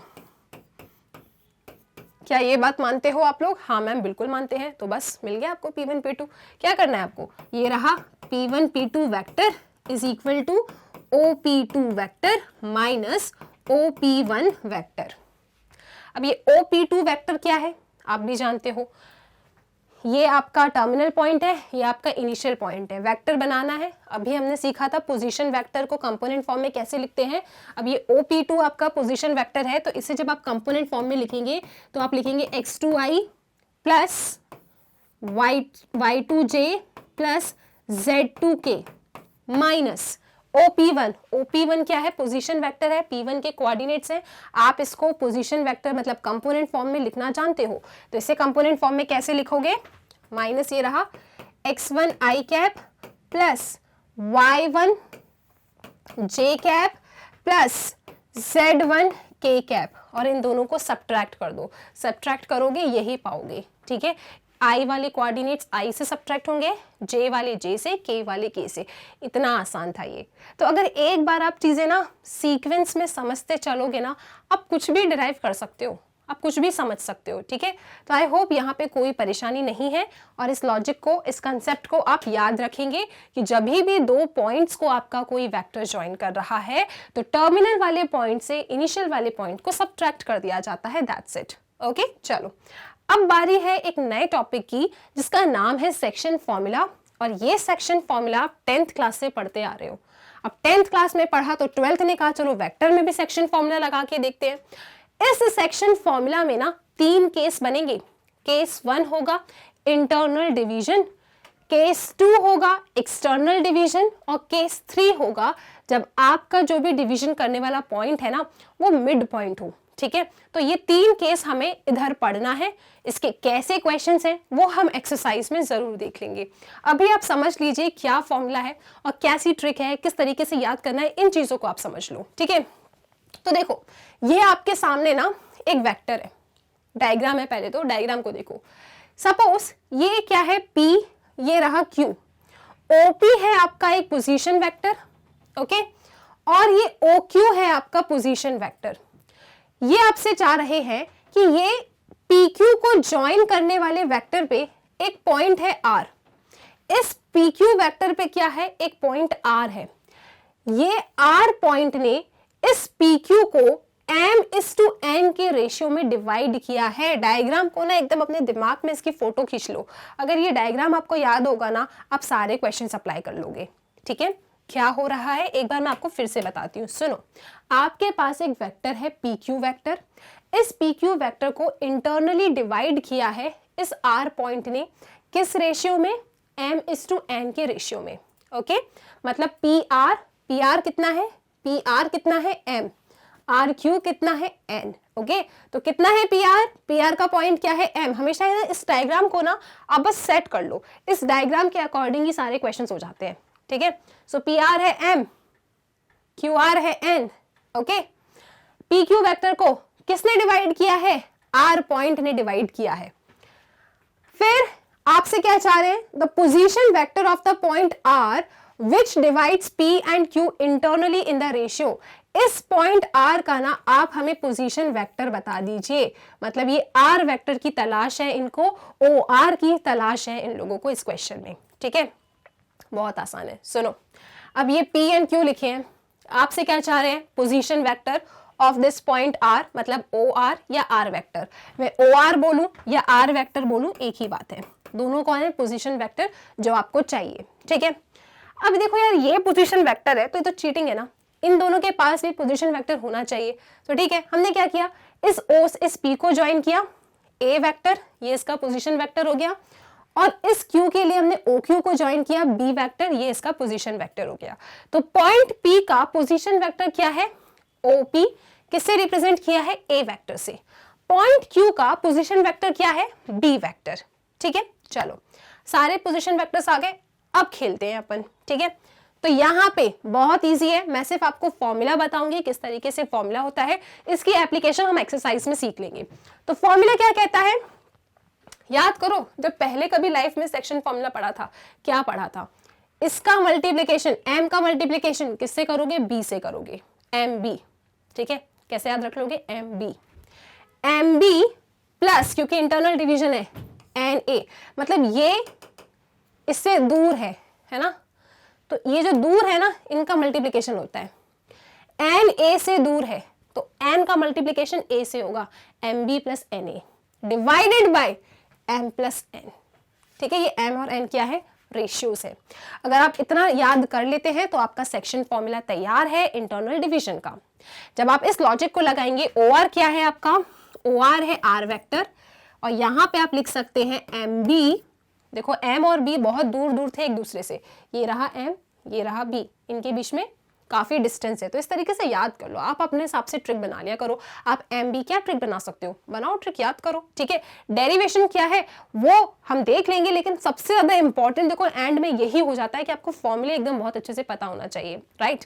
तो क्या है, M into b MB plus N into A NA, आप लिखेंगे यहाँ पे NA डिवाइडेड बाय क्या, M प्लस N, ये आपके इंटरनल डिवीजन का फॉर्मूला है, इसे आप याद रख लीजिए। डायग्राम को बिल्कुल सेट करना कि जब भी PQ वेक्टर है एक R पॉइंट ने इसे इंटरनली डिवाइड किया है, तो ये जो रेशियोज है ना PR और RQ किस रेशियो में ब्रेक हुए हैं, M और N। इस R पॉइंट का पोजीशन वेक्टर मतलब R वेक्टर आपको चाहिए था, तो जब इसमें पोजीशन वेक्टर की बात की है तो चलो आओ इनके पोजीशन वेक्टर को भी याद कर लेते हैं। इसका पोजीशन वेक्टर A, इसका पोजीशन वेक्टर B, फिर फॉर्मूला क्या बना, R vector is equal to MB plus NA divided by M plus N, ठीक है। M क्या है PR, N क्या है RQ, ठीक है, दूर दूर मल्टीप्लिकेशन करो ऐड, ये हो गया आपके इंटरनल डिवीजन का फॉर्मूला। फिर बात करते हैं हम एक्सटर्नल डिवीजन के फॉर्मूले को। जब आपका R पॉइंट PQ वेक्टर को एक्सटर्नली डिवाइड करे इन द रेशियो M/N, तो क्या फॉर्मूला होता है, तो कैसे निकालते हैं, आपने 11th क्लास में भी सीखा है ये, ठीक है। देखो ये मेरा PQ वेक्टर है, दिख रहा है आपको PQ वेक्टर, इस PQ वेक्टर को ना इस R पॉइंट ने अब पता है क्या किया है, एक्सटर्नली डिवाइड किया है, मतलब आप थोड़ा सा इसे आगे की तरफ ले जाइए, ओके। तो ये पूरा क्या है PR, और PR आपको क्या लेना है, M लेना है, PR क्या लेना है आपको, रेशियो M, ठीक है। तो PR तो आपका क्या हो गया, M हो गया, और QR आपका क्या हो गया, N हो गया। ये रेशियोज एकदम फिक्स कर लो, PR M QR N, ठीक। ये A वेक्टर है OP वाला, ये B वेक्टर है OQ वाला। क्या चाहिए आपको, ये R वेक्टर चाहिए, तो ये R वेक्टर क्या होगा, M का मल्टीप्लिकेशन किससे, B से, और N का मल्टीप्लिकेशन किससे, A से, बीच में आएगा माइनस और फिर M माइनस N कर देना, ठीक है। ये आपका फॉर्मूला हो गया। इस फॉर्मूले से आप एक्सटर्नल डिवीजन वाले क्वेश्चंस को सॉल्व कर लोगे। जब क्वेश्चंस आपको करवाऊंगे ना तब आपको ये और भी ज्यादा अच्छे से क्लियर हो जाएगा, तो अभी आप बिल्कुल टेंशन मत लो, बस एक हल्की सी इन बातों को ध्यान में रख लो, कैसे क्वेश्चंस को सॉल्व करना है वो हम 10.2 में सीख ही लेंगे, ठीक है। चलो, तो OR को हमने क्या लिया है, R वेक्टर, तो क्या बना, हमेशा याद रखिएगा कि PR अपॉन RQ का रेशियो हमेशा क्या होगा, M/N होगा, इसको आप याद रखिएगा, ठीक है। सो क्या फॉर्मूला है, MB minus NA divided by M minus N, okay, ठीक है। चलो, इसके बाद अगर मिड पॉइंट हो, ये जो R पॉइंट है ना ये PQ को एकदम इक्वली डिवाइड कर रहा है, मतलब ये 1:1 का रेशियो है, आपके M और N कैसे हैं, बराबर है, ये भी 1 है, ये भी 1 है, 1:1 के रेशियो में डिवाइड कर रहा है, इंटरनली डिवाइड कर रहा है। तो जरा ये बताइए कि R वेक्टर क्या होगा, तो इसका फॉर्मूला क्या होगा मैम, जो केस 1 पढ़ा था ना, केस 1 क्या था, MB plus NA divided by M plus N, तो M की जगह पे क्या रखना है 1, N की जगह पे क्या रखना है 1, तो MB था तो 1 into B, 1 into A divided by M plus N, M और N कौन है 1 1, तो क्या बन गया, जब ये मिड पॉइंट बन जाता है, तो जब ये मिड पॉइंट बन जाता है तो फॉर्मूला बनता है आपका R vector is equal to A vector plus b vector divided by 2। बस ये 3 केस हैं, आप इसे याद रखिए और आसानी से आप अपने क्वेश्चंस को बना लेंगे। Okay, so if r is the mid point of p q, m n के बराबर है, तो ये बन जाएगा आपका फॉर्मूला पोजीशन वेक्टर उस पॉइंट का जिसने इन्हें इक्वली क्या किया है, इक्वली रेशियोज में डिवाइड किया है। बस इन फॉर्मूलेस को आप हल्का सा अपने दिमाग में सेट कर लीजिए, डायग्राम को सेट कर लीजिए, फिर क्वेश्चंस में हम आसानी से सॉल्व करके इसे समझ लेंगे कि ये फॉर्मूलेस कैसे लग रहे हैं। ओके, चलो इसके साथ ही एक्सरसाइज 10.2 का कंसेप्ट वीडियो पूरी तरीके से फिनिश होता है। इस एक्सरसाइज को अटेम्प्ट करने के लिए आपको क्या क्या पता होना चाहिए था, सेक्शन फॉर्मूला क्या है, कोलिनियर की कंडीशन क्या होती है, यूनिट वेक्टर क्या है, component form of a vector क्या है, ये सारी चीजें हमने इस वीडियो में बहुत अच्छे से डिस्कस करने की कोशिश की है। ओके, आई होप आपको ये वीडियो बहुत अच्छे से समझ में आया होगा। यहाँ पे हमने क्या क्या लॉजिक्स के बारे में बात की है, इन सबको आई होप आप समझ गए हैं। सो नेक्स्ट वीडियो में हम एक्सरसाइज 10.2 के ना क्वेश्चंस को सॉल्व करेंगे और ये सारे कंसेप्ट जो भी हमने आज डिस्कस किए हैं, ये सब कुछ हमें हेल्पफुल रहने वाला है एक्सरसाइज 10.2 के क्वेश्चंस को सॉल्व करने के लिए। तो सबसे पहले आप इस वीडियो को जरूर देखें और इसके बाद नेक्स्ट वीडियो जो आपको बहुत जल्दी मिल जाएगा, उसमें हम अपने 10.2 एक्सरसाइज के एक एक क्वेश्चंस को फिनिश कर देंगे। ओके, सो स्टूडेंट्स, आप लोग जानते हैं मैग्नेट ब्रेन्स की वेबसाइट है जिसे आप लोग गूगल पर magnetbrains.com डाल के सर्च कर सकते हैं।